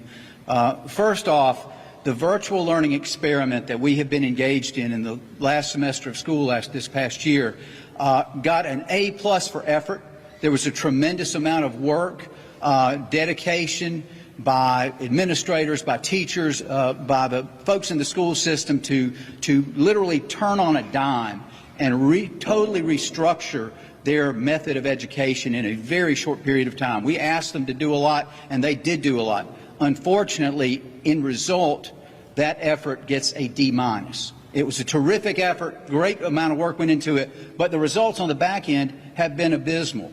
We know this now, we're seeing the statistics, the data is telling us that in mathematics, on average, students have lost not just that semester, but a complete year. And that in English, students have lost a complete semester. So we are starting out now. If you were in the 3rd grade when you began the year last year, and you are to be going into the 4th grade, in mathematics, on average, you're at a 3rd grade level. You're starting from scratch. So it's not worked. That's the bottom line. It's just not worked for many, many of our students. Second point, other countries are reopening their schools very successfully and very safely. And this is all over the world. In Europe, in Asia, there's a terrific article that was written by Michael Birnbaum in the Washington Post that came out July the 11th. I would encourage you to, it's worth reading and looking at as he goes through country by country how those other countries have reopened, they're back full-time in school. Many of the countries have even abandoned social distancing in their schools, and their cases are not increasing. They have avoided coronavirus spikes in their schools. Now, there are medical reasons for this. There are other reasons. Pediatricians can tell you about it. I know that we have some other speakers that may be addressing those issues, but the bottom line is this can be done. If they can do it in Korea and they can do it in Sweden, we can do it in South Carolina. It's not. They're no smarter than we are. They're no better than we are. They're no more equipped than we are to carry out this important effort. Third point, bottom line is parents deserve an option.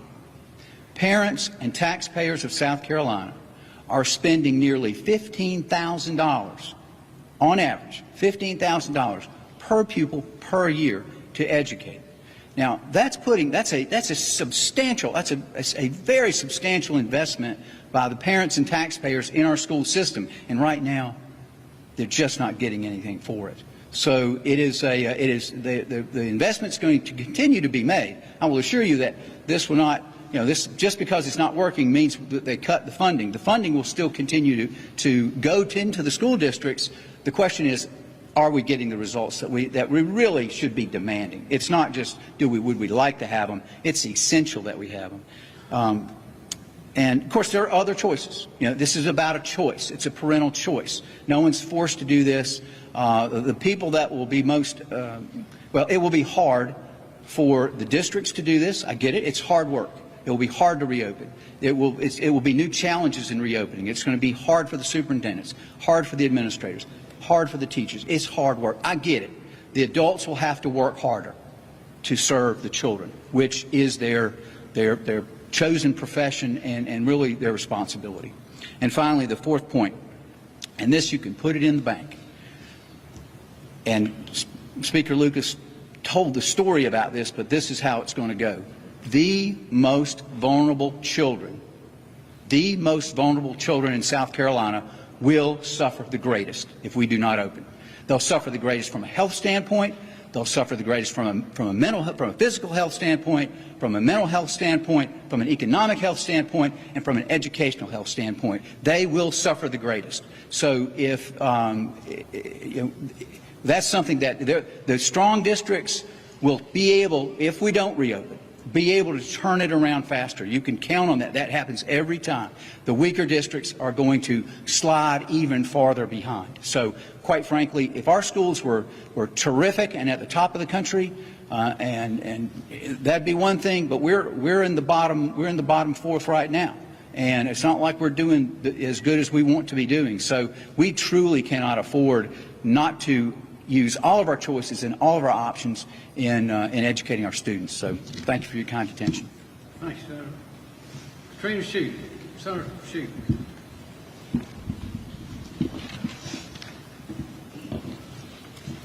Thank you, Governor. Hey, we're going to get back to South Carolina in just a bit, everybody, but I want to take you out to another live feed that we are getting in right now from Miami. And this is the COVID-19 testing that is taking place at the Hard Rock Stadium in Miami-Dade County. And we're being told right now, get this, folks, that there is currently a 4-hour wait at the back of the line, and the vehicles just keep on coming. So you can see they got this set up, a drive-through set up here, and the testing continues as they are trying to do these blitz testings across Florida and really across the country as we deal with this COVID-19 pandemic. But you're seeing all the frontline workers right there in heavy gear, as they should be, and we're hoping for the very best for everyone that goes through this line, that hopefully it's a smooth process. And once again, you just got to give it up to all of the frontline health workers, not only in Florida but across the country there, as we wanted to bring this attention to you, as once again we are showing you everything from coast to coast regarding the COVID-19 pandemic. Thanks to everyone for giving us these feeds as they come in. National, we'll bring them to you. Let's go back out now to South Carolina, still getting an update there on reopening schools.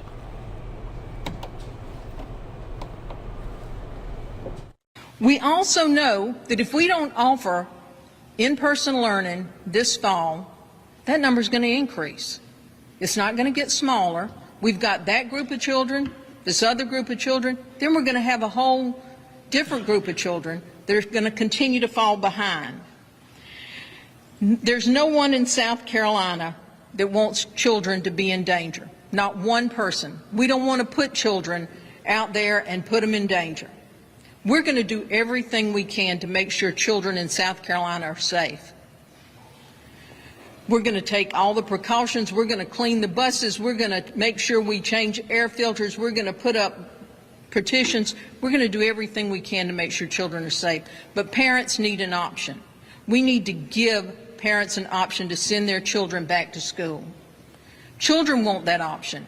Teachers want that option. I've talked to teachers. I've talked to parents. I've talked to students. And they want to go back to school. They want to see their friends. They want that in-person learning. And we need to give them that opportunity. And if we don't, we are failing the students of South Carolina. We can't continue to lose students in the system. We know that there's been over a 50% decrease in reports of abuse and neglect in the state of South Carolina. Now, you would think a 50% decrease would be that's great, but that's not a good thing, because teachers aren't putting their eyes on students. And when teachers don't put their eyes on students, what happens? Nobody's talking about little Johnny who's not getting nutrition at home, or maybe he's getting abused at home. And so then what happens? Every night he's still getting abused at home.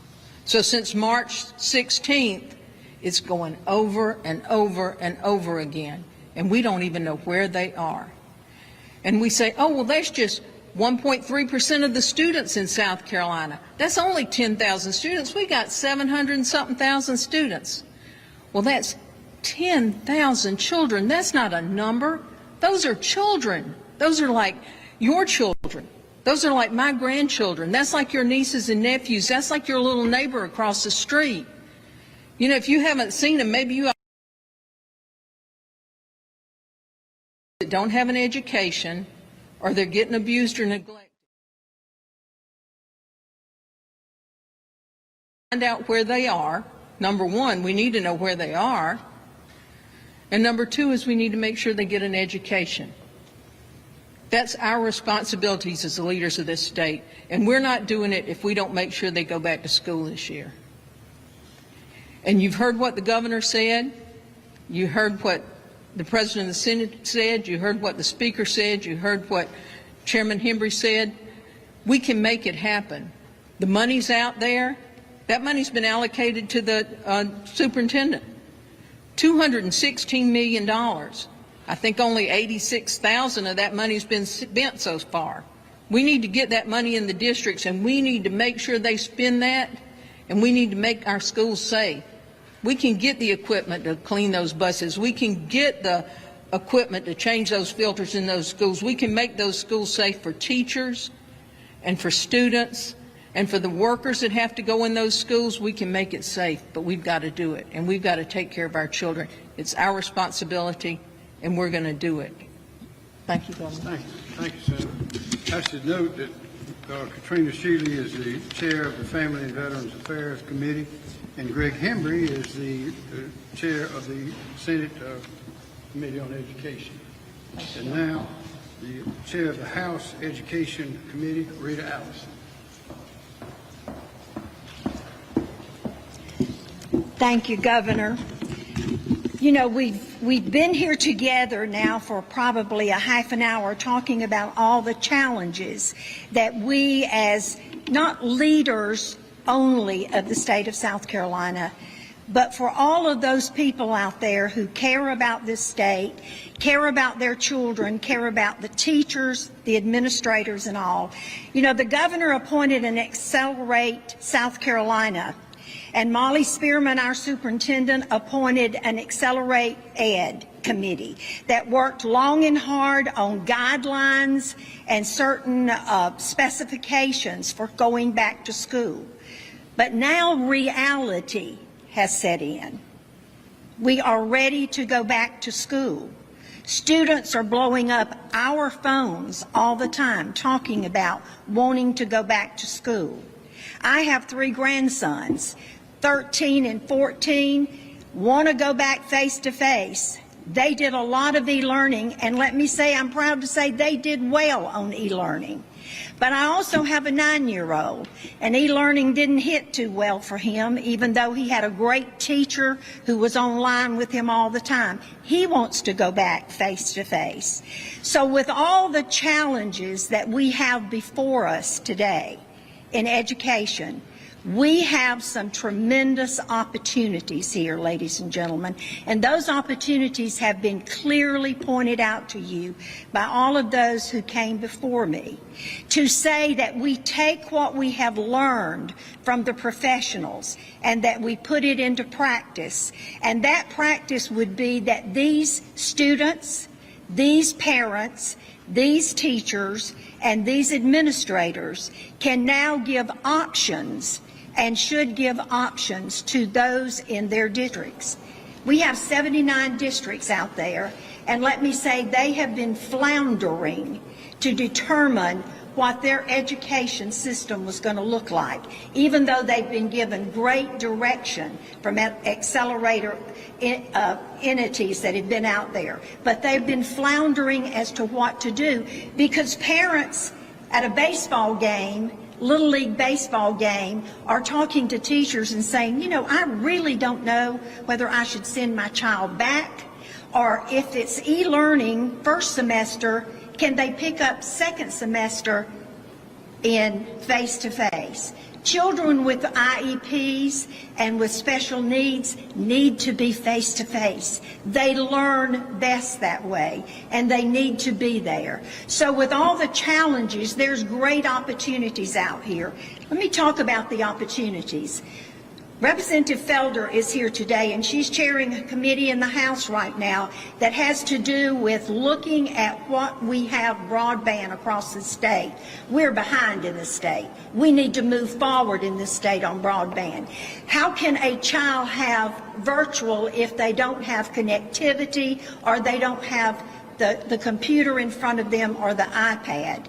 We need to have that yesterday in this state, and that is being worked on. And then when we have crises like this and children have to e-learn, they can be found. We need to have that yesterday in this state, and that is being worked on. And then when we have crises like this and children have to e-learn, they can be found. I need you to support those students, to let them be found, to register them in school, and make sure that we can help through good teachers and good administrators and good principals to catch them up. A teacher going back this year may have 3 sets of students in her class. 1 that didn't show up since March, 2 that was falling behind on e-learning, and 3, a group of students that excelled and need to be pushed forward. That's a challenge for any teacher.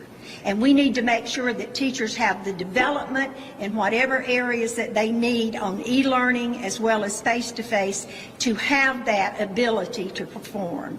We also need to make, and I'm thrilled that the governor has talked about the Department of Administration moving forward with that money to make sure that every school district in this state has the safety, the PPE, anything that they need to make sure that we are pushing forward in safety. We want our teachers to be safe. We want our students to be safe. Those are challenges, but there are also opportunities for us to work together. And lastly, may I say that with connectivity, we need to move forward, as I said, as quickly as possible.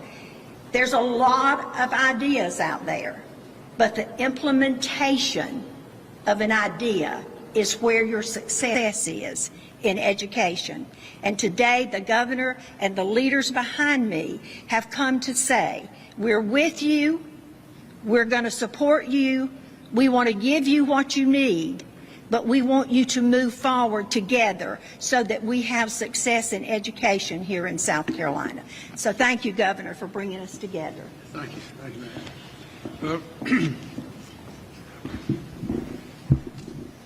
As you've seen just from those that are gathered here to speak to you today, that we have many, many years, decades of experience, deep experience in education, and I know that you noticed the passion. And the passion is about the children. The passion is not about politics. The passion is about nothing other than our children. We have here to help answer questions. If you have any, Thornton Kirby, the president of the Hospital Association, also Marshall Taylor, the acting director of DHEC, and Dr. Brandon Traxler, also of DHEC. Do you have any questions? Yes, ma'am.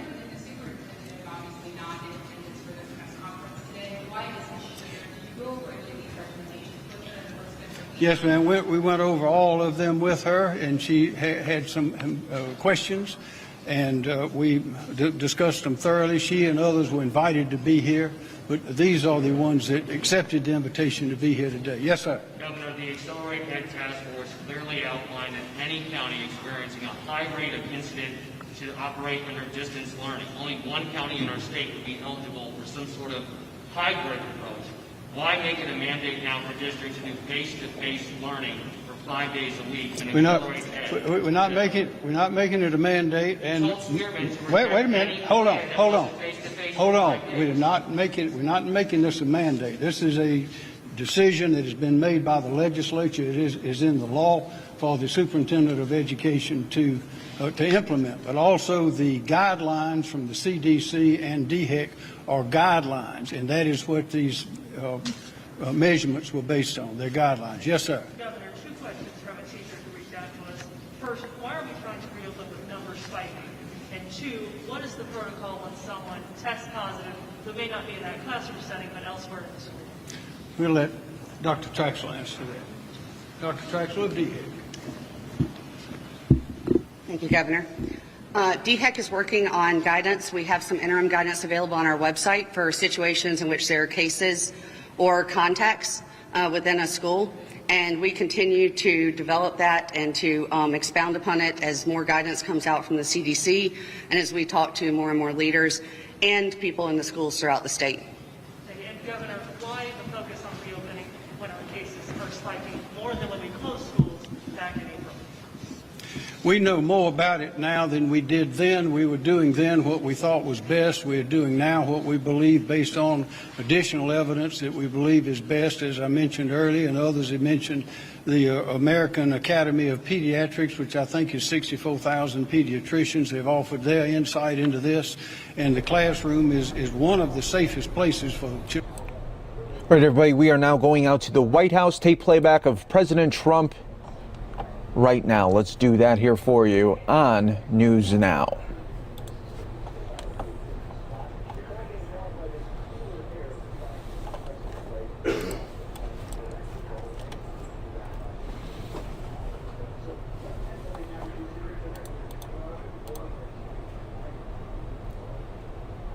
They think it's bad politically, but we can't have happen what's happening. But we're here today to provide an update on my administration's all-out campaign to destroy MS-13, a vile and evil gang of people. We've just concluded a historic operation leading to the arrest and indictment of dozens of savage MS-13 members and leaders all across the country. So this is something that's taken place over the last few days. I want to thank Attorney General Barr for doing a great job in many ways, not just here. Acting Secretary of Homeland Security Wolf and FBI Director Wray for joining us today, and we'll be discussing a little bit about what we did and where we're going. But MS-13 has been a problem for our country for a long time. We've taken them out by the thousands. While radical left-wing politicians have fought to open borders and welfare for illegal aliens, my administration has fought for safe streets. We want security for our people. We want the rule of law. We want law and order. In the last 3 years, ICE has deported over 16,000 gang members and arrested over 2,000 members of MS MS-13. Think of those numbers, 16,000 and arrested over 2,000 members of MS-13. We've also deported a lot of the MS-13s out of our country. This week's actions by the Joint Task Force Vulcan is the most recent offense this has been a big offensive in my administration's war on foreign gangs, of which we came into this administration and we said, what's going on? We had gangs from countries that you wouldn't believe. More than 20 of the criminals we indicted and arrested in the past 7 days were illegal aliens. Yesterday, for the first time ever, the Eastern District of Virginia, thank you very much, indicted MS-13 leaders on charges of terrorism. So we have the MS-13 leader on charges of terrorism, and that's a first. Is that correct? Yes, Mr. We're using President. terrorism, which gives us extra strength. In New York and Nevada, 21 MS-13 members and leaders have been indicted on charges including murder, kidnapping, and drug trafficking. The DOJ has also announced that it will seek the death penalty for a bloodthirsty MS-13 leader responsible for the despicable killing of 7 Americans, including 2 teenage girls. Over the past few days, the DOJ and DHS have made several arrests at high levels in these cases, including several immigration arrests. And I want to thank Chad Wolf for working along with the FBI and with the Attorney General. They've worked very closely together at the border.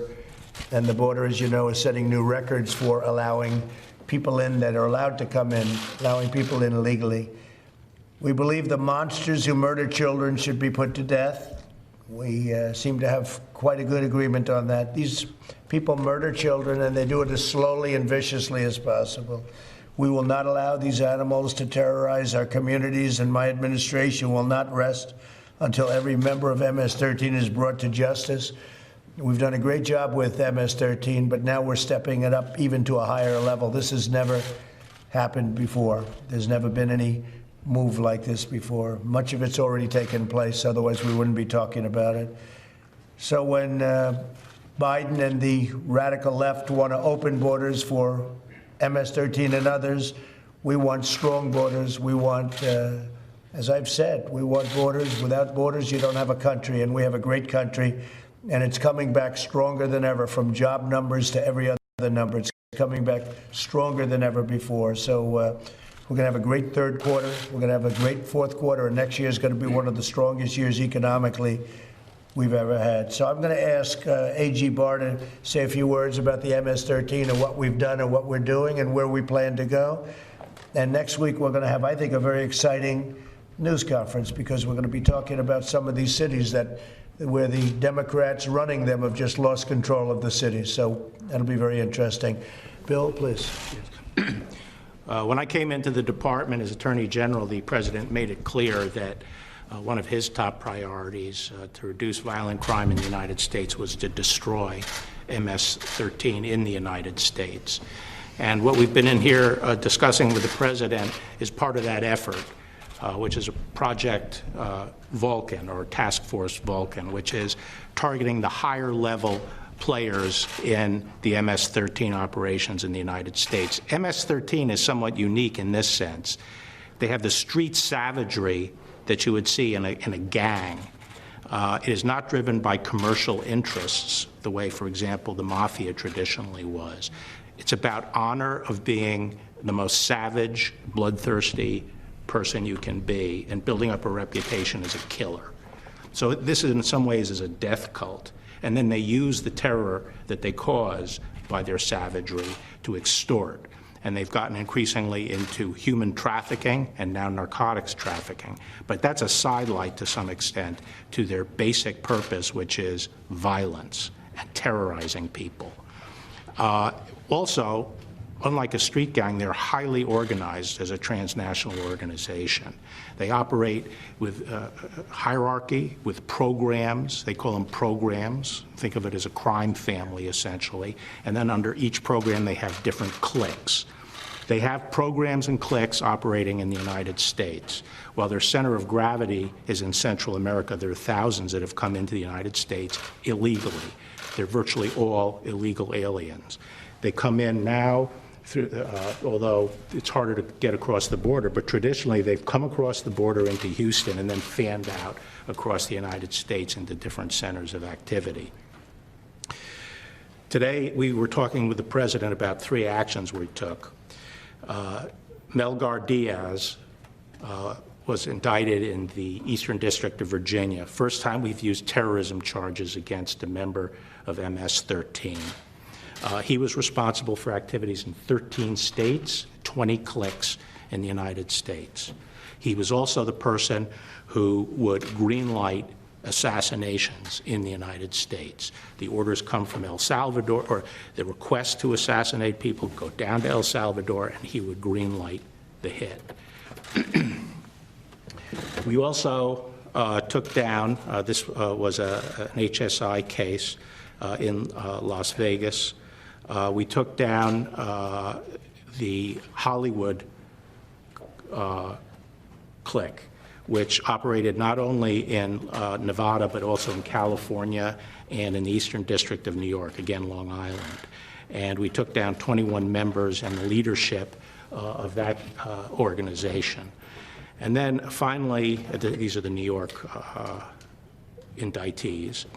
And then finally, I announced that we are going to seek the death penalty against Alexei Sayans, who is a leader in the Eastern District of New York, a leader of MS-13 there. The President made a trip to Brentwood, New York earlier in his administration, and he met with the families of victims that had been killed by MS-13, including the family of 2 young girls who were butchered with machetes.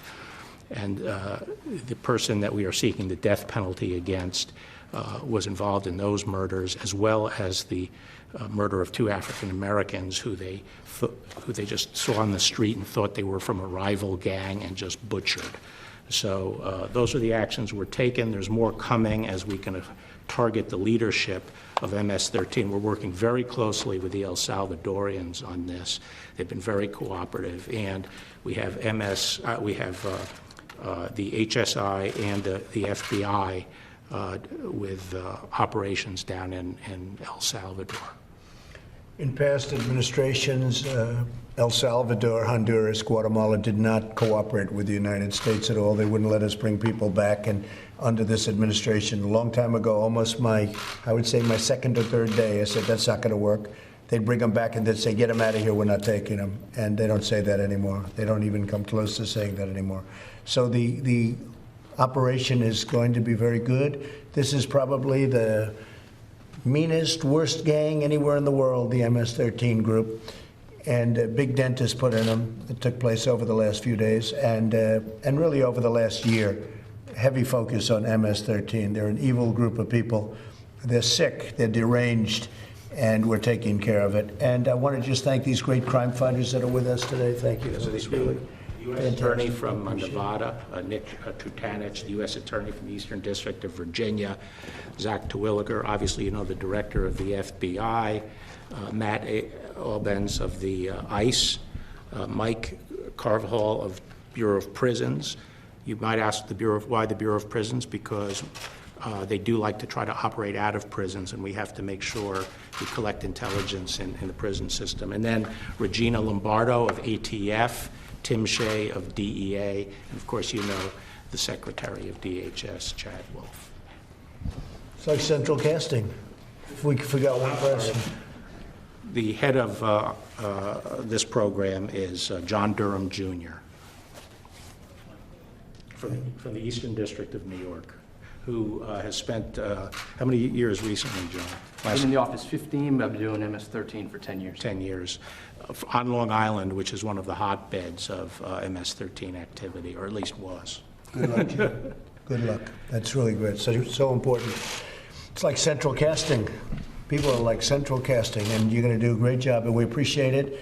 And we will be meeting you in a similar vein, but a little different subject next week, and that concerns our cities, and again, people that have lost control of some of our great cities. We're going to straighten things out. Thank you all very much. Thank you. Thank you. taking over cities earlier this week. Is that what next week's announcement is about? You'll be seeing next week. We'll have a conference next week and we'll tell you in great detail. But it's something that I think at this point the American people want to see. They've been run very poorly, these cities, whether it's Seattle, where we were getting ready to go in and they decided to go in, and that's good. Minneapolis, where we had the National Guard go in, and as soon as they did that, we straightened that mess out. They should have been able to do it locally with their police. Their police are good. They were told not to do anything. Or many other cases. We're doing a great job in Portland. Portland was very rough, and they called us in, and we did a good job, to put it mildly. Many people in jail right now. But we have other cities that are out of control. They're like war zones. And if the city isn't going to straighten it out, if local politicians, all in this case, I don't say this for political reasons, they're all Democrats. They're liberal, left-wing Democrats. And it's almost like they think this is going to be this way forever. Where in Chicago, 68 people were shot and 18 died last week. We're not going to put up with that. We're not going to put up with that. So that's for our next discussion. Thank you all very much. I appreciate it. Thank you. Let's go. I get along very well with Dr. Fauci. I get along very well with Dr. Fauci. I have a very good relationship. Well, that's Peter Navarro, but I have a very good relationship with Dr. Fauci. Thank you very much. All right, President Trump wrapping up his Oval Office remarks a little bit later here. On coronavirusnow.com, we will have President Trump unveiling an infrastructure plan in Atlanta. You'll feature that about 3 o'clock Eastern. Everyone, let's go now right out to Miami. Still showing you those long lines, 4-hour lines for COVID-19 testing. And while we're in Florida, let's show you the governor from yesterday while we do wait for some more live events.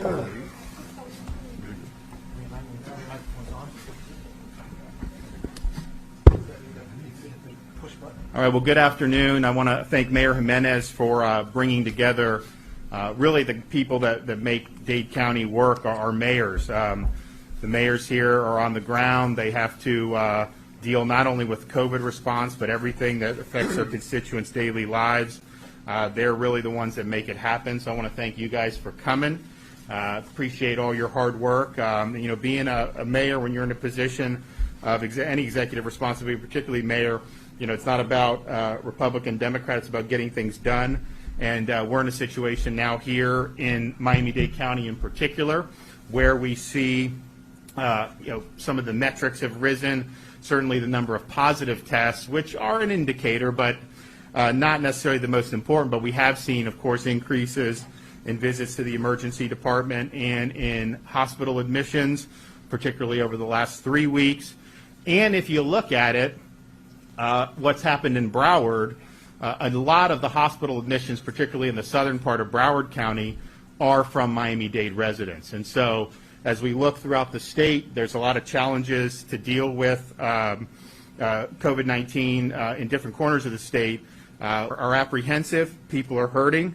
This virus has affected every Floridian's life in one way or another. Obviously, most haven't been affected. Many may not even know anyone who's been infected. But certainly the response and everything that's happened since March has had a profound impact on one's way of life, particularly here in Dade County. But I know people in South Florida are very resilient. I think we have the strongest healthcare workforce in the state, in the country. I think they've performed very well. I think our hospital system has performed very well. The outcomes for our patients in Florida have been better than in many other states, which I think is a testament to their hard work.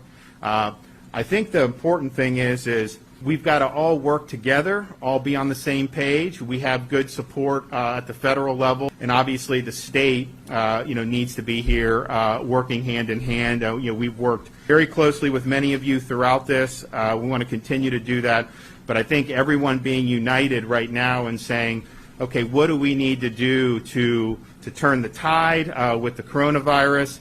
Obviously, there's a whole host of other issues that flow from that in terms of the economy, schools, all these people are apprehensive about. And so you guys, the mayors, really are the ones that are going to make it happen. I'll give an update. We obviously have hospital ED visits for COVID-like illness increase in Dade County, as well as hospital admissions. The positive, the number of people that test positive as a percentage state has basically remained steady and even slightly declined over the last few days. So we've really been in that 14% on average now. And outside of South Florida, it's been closer to 10 or 11%, which is potentially a good indicator for those other C4 counties. We also have an abundance of hospital beds and ICU beds available, even here in Dade County, which has seen the most hospital traffic. You're at 20% bed availability and 16% ICU bed availability, with the ability to more if you needed. And in fact, if you look, there's beds available, there's capacity, there's an ability to expand capacity if you need to. The one request we've had from folks, and Carlos Magoya is here, but others in other parts of the state, is just making sure support personnel to be able to make it all work. When we went through March and April, the hospitals were restricted from doing certain procedures, and that really led to a lot of staff being laid off. And so I think that was a negative consequence of that. Now they're bringing people back, but they're not where they need to be. And so we've already deployed nurses to Jackson Memorial. We're going to be filling more support, requests for support from Miami-Dade County and Broward in particular.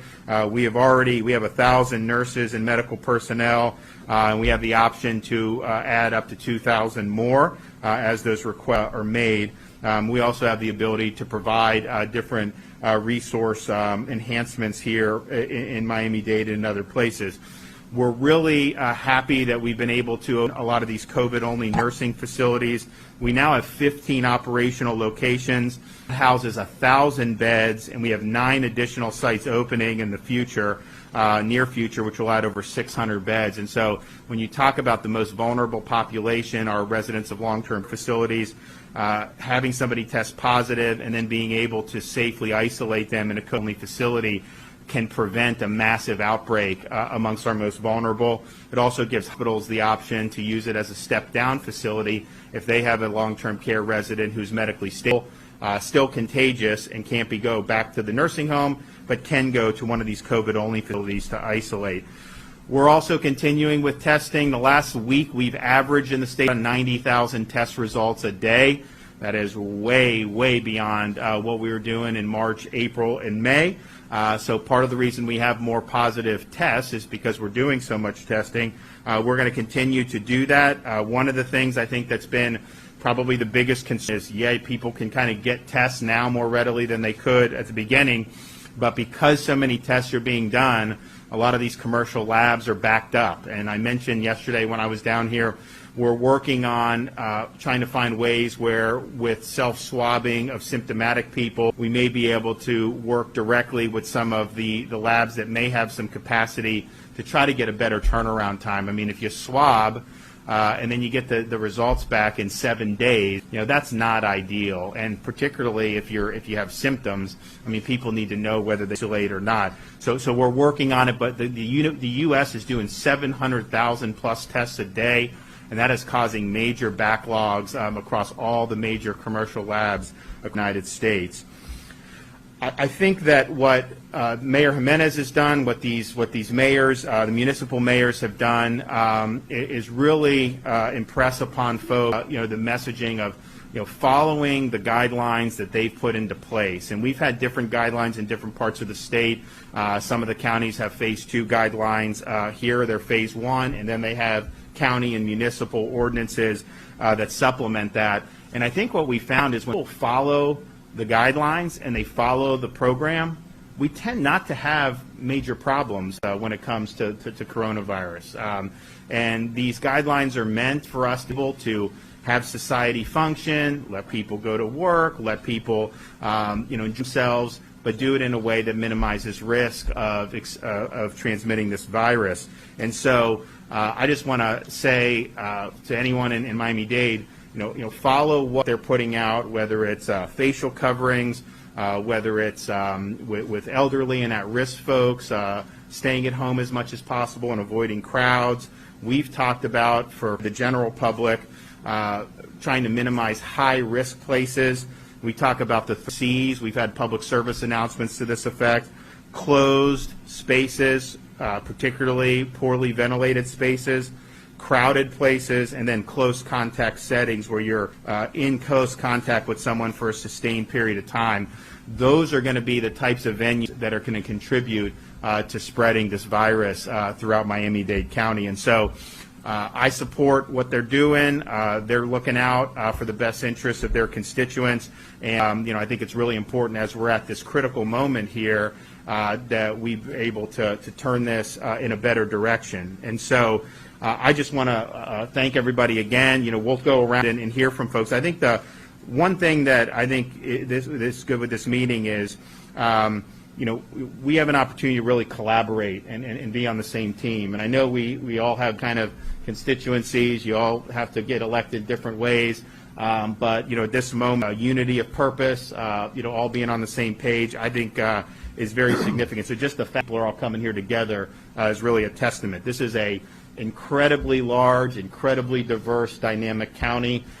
Every one of your communities brings a little bit different to the table in terms of the society, and that's a great thing. We're all here saying, let's get to work on this. Let's continue to support the folks who put it. Let's dedicate ourselves to do even better going forward, and let's turn the tide on this thing so that we can continue to get back to the way of life we want to. So I'll recognize Mayor Jimenez, and then anyone else just want to chime in but particularly about the collaboration, the unity here at this critical juncture. Thank you, Governor, and I really appreciate you putting us all together. Here we're all elected nonpartisan, so we don't have party, and actually, it works really well in a community setting like we have today. And really what I'd like to do now is turn it over to the mayors, okay, and let them make some comments, and I kind of wrap it up, okay? So if you could, Mayor Suarez, have comments, and we'll just go around the table, and again, I'll wrap it up. Thank you, Mayor Jimenez. I appreciate you and Governor the invitation for being here, and I want to thank Governor for being so accessible. Every time I pick up the phone and call him late, early, he answers the call, and he's always responsive. I also want to thank him. The times that we've asked for resources, we've also been very responsive, and so we're very thankful for that. And I'm also thankful it allowed us as cities to go at our own pace.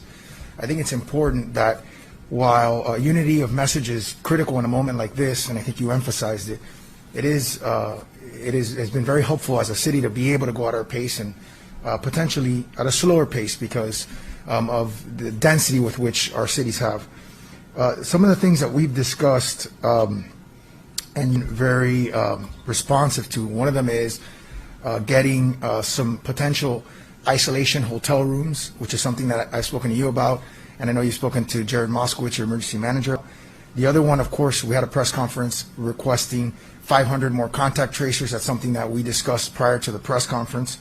I will tell you that there is a significant amount of pressure right now for us to shut down at some level. And I think we are sort of at a juncture that if things do not improve quickly over the next week or two, I think we're under a significant amount of pressure to do something like that. So I do think it's important and imperative that we continue to get together as a group, speak with one voice. I'm very thankful, and it's something that we discussed that you emphasized yesterday, that being here in Miami-Dade County, you should be wearing a mask if you're a resident of this community. And I think that's something that, you speak to a segment of our population directly, and I think the fact that you're saying that is something that's imperative and important for them to hear. So I think for me, just making sure that we're able to get the isolation bed so that when contact tracing gets to a point where we can get people who need isolated. We're seeing over 30% of the people who are getting sick either reporting it from a family member or from home.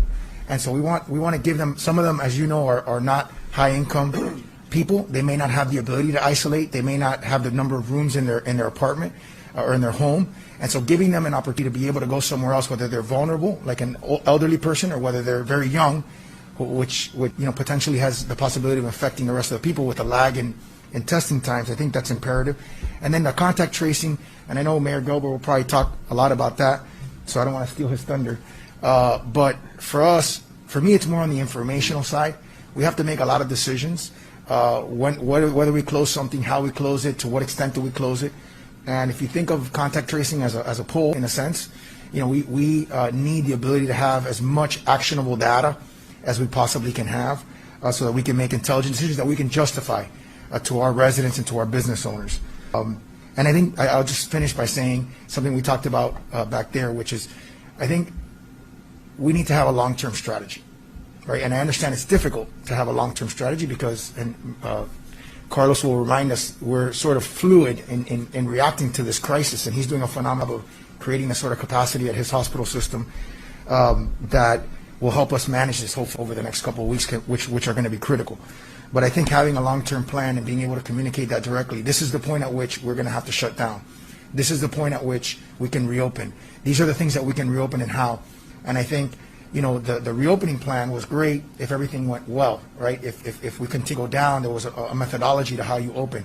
But I think the fact that things have sort of not gone according, or maybe people have been aggressively non-compliant, as my former manager would say, has created a scenario under which this virus has grown much, much quicker than I think people anticipated. I also think part of it is that we closed very quickly, and we didn't have some of the things that happened in New York. Obviously, people were dying in the hallways in hospitals, and I think that maybe reduced a little bit of the fear factor, so that when we opened, people started resumed what they would consider to be normal activities in ways that were not conducive to stopping the spread. So I want to thank you, because I do think that what we're doing here, irrespective of party, irrespective of where you come from or what city, whether it's big or small, incredibly important to message to our residents that we're unified in how we're going to try to battle this over the next few weeks, which are critical. Great. Thank you. I would start by thanking the governor for definitely doing this, but also Mayor Jimenez. Look, there's 2.5 million people in this, and he's the mayor of all of them, but they live in our 2.7, 2.8. Well, and that's just the ones that want to be counted. So really, if you're from the census, it's really like 3.1.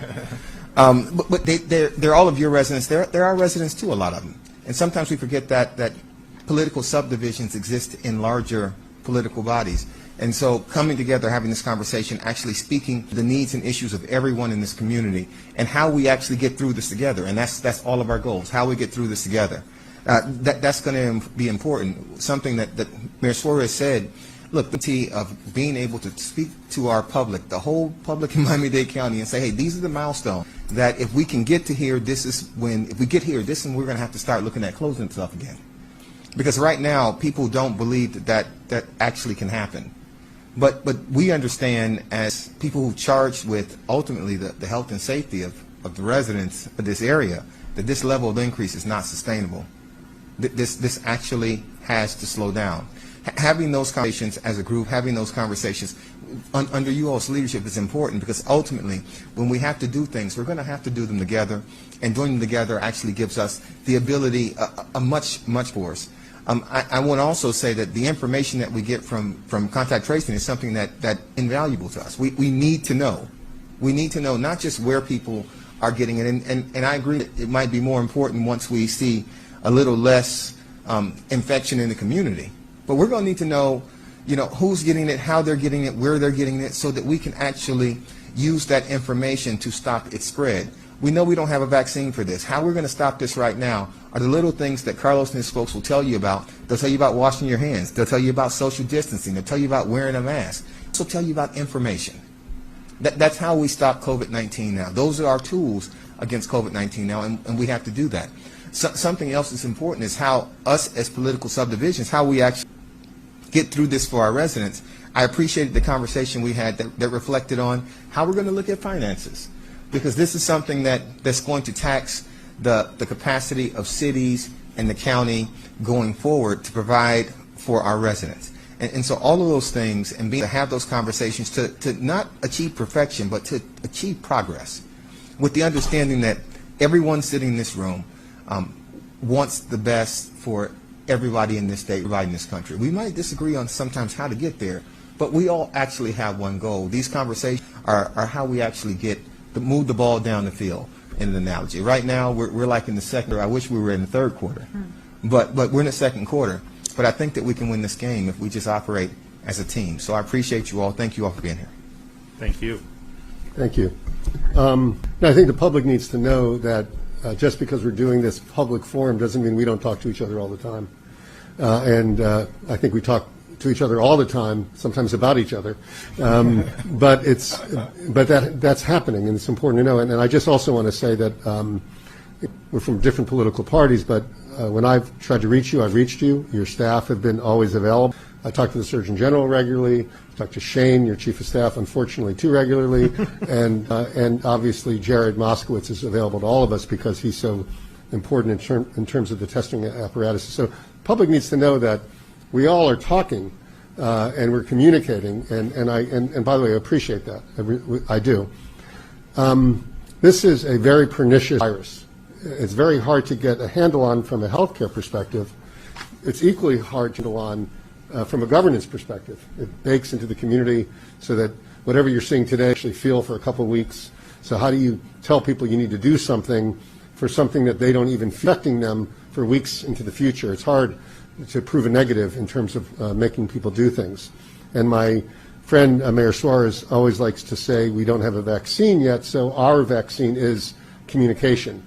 Pretty certain you stole that from somebody else, but it's a true thing.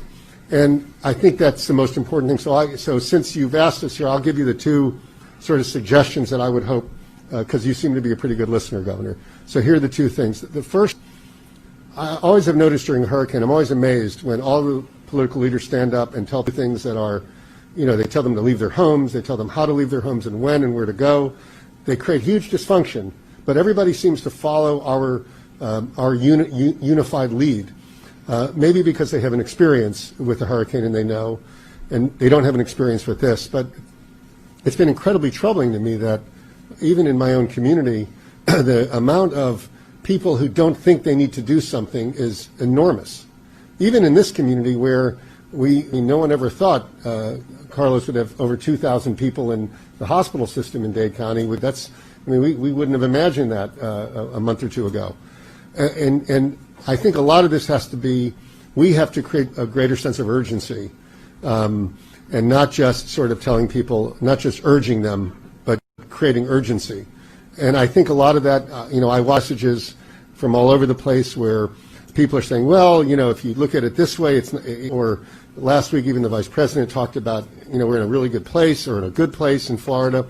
And when people hear that, I think people will follow a path of least resistance. Some people will. And they'll say, well, you know what, I don't think I need to wear a mask because so-and-so says I don't have to, or I don't need to do this because I've seen that, one of my leaders is saying I don't have to. So I don't think it's just about urging. My wife urges me to exercise more and watch what I eat.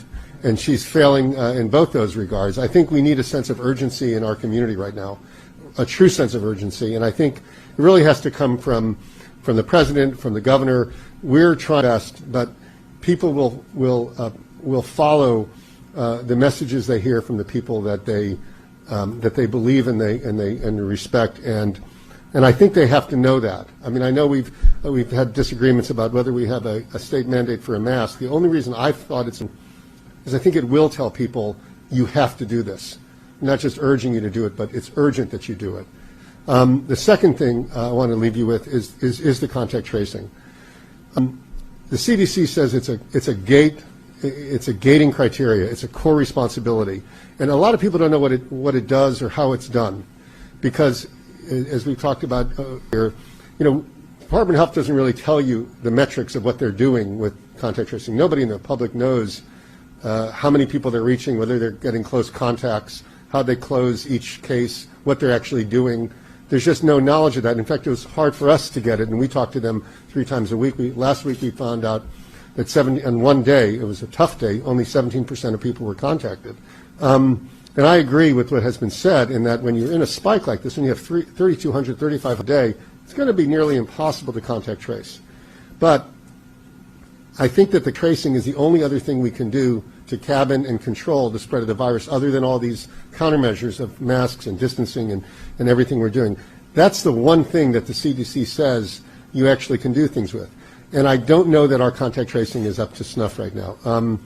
In New York, they find housing for people. They bring them groceries to make sure they in their places in quarantine or in isolation. And I don't know that we're that. Maybe we are, but I wouldn't know because I just don't get those answers, and I don't know what percentage we're reaching people with. And I feel as though that we need an enormous army of contact tracers right now, and we also need them to be trained in such a way that all the best practices that have happened around the rest of the country, and let's face it, best practices are other places that have made mistakes and figured out what to do when they get, when they get hit in the head before they duck the next time. They've learned we should take those measures and apply them and certainly in our county. Even if, and honestly, I'd like the county to have a little more control over that, or even cities, because we have different needs. I have a hospitality that contact tracing may be entirely different than what it is for a city like my colleague, Mayor Gilbert, who might have a lot of workers coming into that industry as well. So we all have different needs in this, but I feel like the contact tracing has been something we could definitely do better, not just in manpower, but in competencies and in finding the best practices that other places who did this for us have figured out we need to do, and I'd love to see that. And by the way, and I appreciate what Mayor Jimenez and you have done in terms of bringing more. The national standard for it is 30 per every 100,000, which would put ours at about 800. So we should really have 800, notwithstanding a surge, but just to handle a typical bad moment. So I think we need enormously more, and I think we probably have to figure out those best practices, because I think that is something we can do, and it's certainly not a silver bullet, but it clearly is something that will help us, and we need as much help as right now. So thank you for inviting me here today, Governor. Sure. Well, thank you for inviting me to this roundtable. First, I want to thank the other mayors that are here, and that this discussion, as Mayor Gilbert said, is ongoing. Big and small cities are in touch almost on a daily basis, or if not more than once a day, on this. Mayor Jimenez's office as well, and of course, Governor, your office, and Jared Moskowitz's office, and really even in the legislature. Everybody's really been hands-on in the government at every level, and that's really something that's important to highlight. But I have to speak about, I've lived in South Florida for 35 years, and the most important thing you see in South Florida is a big sense of community. And people really have a pride in the community that we live in. And our community may be made up of many different municipalities, but at the end of the day, it's one community. And that's something that's important that we can harp on in South Florida, where that people have to look at, we not only have a personal responsibility to do the right things, to wear a mask, to socially distance, to remember that those things, to wash our hands, those things don't end when we walk into our home. We also have a responsibility to our families, but we also have a responsibility to our community, and to keep our community what it always has been and what it is today, which is an incredible community to live in and to be a part of. And that's something that I think as community leaders is something that we all have to highlight. We don't have to look at other people to send those messages. Those are messages that we should be sending together on a daily basis. Now, as far as getting in a little bit granular, I echo the contact tracing issue. That's something that we need. We need help as far as staffing with contact tracing, because putting an enforcement, because our police officers at risk in dealing with people that are ill, or other people that are not wearing masks. If 1 in 4 people are testing positive right now, you're getting a lot of pushback from police officers who rightfully feel apprehensive to go up and enforce these mask ordinances. So we definitely need assistance on that on the municipal level. State level, you put in place a very important travel ban that I think was key for us, but we could use more help on enforcement on the travel ban, or at least on sharing of information that the state may not be able to help get us, of people still coming down here, especially in these summer months. And then finally, as the father of five girls, 4 of which are school age, the school issue is a big issue, and I understand that that's a school district issue, but from something that all of us can talk about, and also from your office, Governor, is as a parent, it's important for us to have a sense of predictability. And now predictability is very difficult when we're living in the most unpredictable time of recent memory. But I think we can and should put decisions to be made that so that parents and then employers and such can plan their year and decide how their most precious things that they have, which are their children, how they're going to spend their year. And that's something that I think we need to focus on. School starts in 4.5, 5 weeks or so in Miami-Dade County. Important thing statewide. But again, thank you for everything you've done and what you continue to do. Thank you. I'm Joe Cordino, Mayor of Pinecrest and representing the Miami-Dade County League of Cities. This is a great forum, and we've worked very hard, all our cities, Miami-Dade County, and getting together and talking about this as frequently as possible, trying to get the one common set of information so that we're all playing off of the same page in the playbook. And I think that's really beginning to work here. And the message has not been lost on us. It is our responsibility, I believe, as individuals in our community to wear masks, to practice the social distancing, to keep the great hygiene up. It's our business's responsibility to enforce the rules we put out, and government has to then, rigorously enforce the rules and make sure that with zero tolerance that people are wearing the mask, not breaking those laws. And then government needs to know at what point have we the need to take a step backward or regulate. And I think that's what we're searching for. As I talk in our community and talk with the mayors of all the cities in Miami-Dade County, I think it's important. The contact tracing is important, not only for the data, and maybe it's going to be totally ineffective with 3,000 cases a day, but certainly as we contain it, we begin to control it and come down off the backside of the slope to really be effective with contacting and isolation. I think in parallel with that is the need for test results that we get back, where there's anecdotally people in the community who feel ill that are getting better, they haven't got their test results back. So it makes contact tracing almost completely ineffective at this point in time until we have the numbers of people that can do it and the test results coming back. And then in the near term, I believe the hospital system can talk about this, the medical staff appropriate to staff the beds of the coming wave that we're going to see in the next couple of weeks. And then again, I want to thank you for this. This is great. It's what we've been trying here for months, and I hope it's very productive, I feel, and thank you for the ability to communicate. Governor, reiterate my colleagues' words of thanking you for taking time to be here with the Lieutenant Governor. I certainly want to thank Mayor Jimenez, who has listened to us over the 3 to 4 months, and my colleagues, who we've also had many other meetings. I think, there's 3 former presidents of Miami-Dade County League of Cities here, and there's the future president to my left. So we probably have spent more time with each other maybe than we do even families in the last couple of months. I think there's 4 things I want out that I think are very important, which are maybe some of them are similar to what we've discussed, but I think are to us. Number one, the contact tracing is critical because of the fact that as we move forward, we have asked ourselves on many occasions, where is this coming from? How do we tackle it? The more information we get, the easier it'll be to make those decisions, not only for the individual as we've discussed, but also for the decisions we're making moving forward. Number 2, something that I think, we discussed it inside a little bit, I think is critical for us.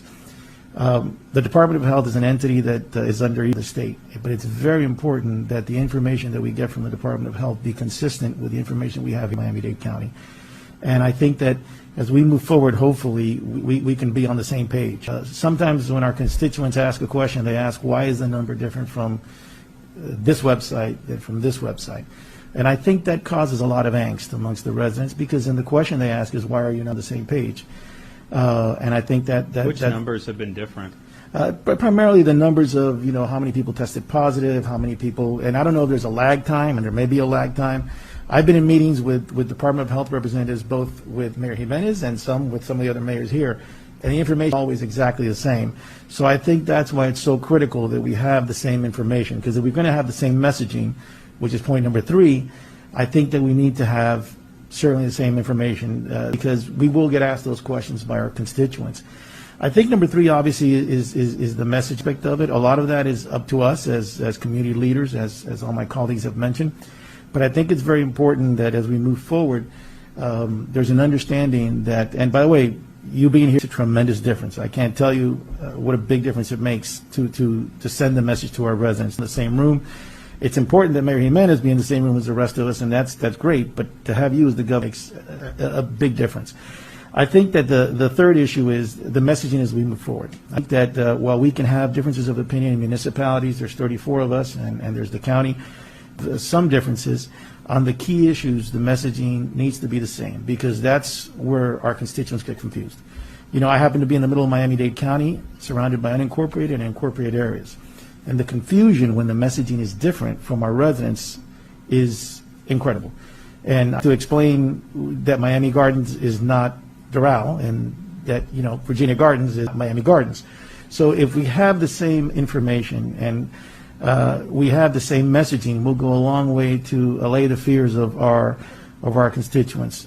And then I would tell you the thing which is critically important moving forward is, once we have the same messaging, that we make the decisions moving forward as much as we can. And I know there's a difference between Mayor Gilbert in Miami Beach and my constituency in Doral, but the reality is that as we move forward in one direction or the other, whether it is to make stricter decisions down or whether it might be a decision to loosen up at some point, that it be based on that information that we have before, and that decision be as much as it can be within our municipalities in the county, and even with your help at the state,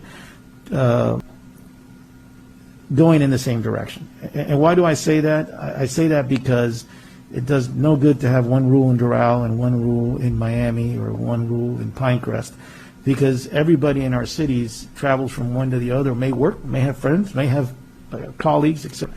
So, those four things I think are very critical. And of course, number 5, that all encompasses the strategy moving forward. And the strategy, like Mayor Suarez indicated, may be moving back a little bit, maybe opening up a little bit. I think that today has been a great opportunity for us to meet with you and meet with Mayor Jimenez, meet with Lieutenant Governor and Mr. Migoya from Jackson, who, by the way, I'm very is opening up in a hospital in Doral. Not yet, unfortunately, but if it would have been open, we would have had another hospital. But I think this has been a great opportunity to move forward, and I hope that as we leave the room today, it'll go a long way toward letting our residents, all the 2.8 million residents of Miami-Dade County, know that we are united in this effort to win this battle. And whether we're in the quarter or the fourth, the bottom line is to win this battle. So thank you again for the opportunity to be here. Great.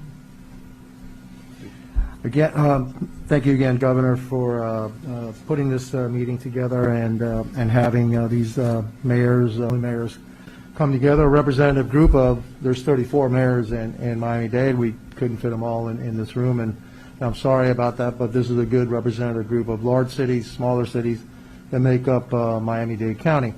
Miami-Dade County is probably bigger than 12 to 15 states in population and in their budget, and so we have a very diverse county with from we have rural areas and we have very intense areas, urban areas. We could be called the New Manhattan South in certain parts of this and so that's why it's really different. And so I'm glad that the message is that we're going to have a consistent message throughout Miami-Dade, throughout our municipalities. Although there could be some nuances, a different nuance. Like not everybody has Ocean Drive. Not everybody has that kind of a district in their cities, and then the rules may be a little bit different on Ocean Drive, and they need to be a little different in Ocean Drive, other parts. But the basic tenets should be that the basic rules should be the same, the message should be the same, and then each city can have its own nuances, which are particular to that particular city. And so, listening to Mayor Suarez about the isolation beds and hotels, we have that program, believe it or not, already. We need to do a better job of putting out the word that program is there, so that if you do find yourself positive and that you are living in your home is crowded because you may have people living there and it'd be really tough for you to self-isolate, we can give you a room. We can actually pay for that room, and we have a couple hundred rooms actually that are available for that purpose, and we're willing to add more. And I think that that's something that we need to put out throughout all the cities and the county, so that we can start to drive this, because I do believe, we all believe, that a lot of this contagion is actually happening in the home. As some got it from the outside, brings it back into the house, and then you got more, and then that maybe some people there are working somewhere else, and it's driving a lot of what's going on in Miami-Dade County.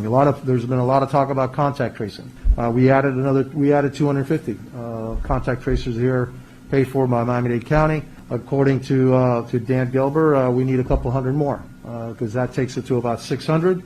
Miami-Dade County be willing to do, again, chip in to add more tracings. Also, want to deliver this message.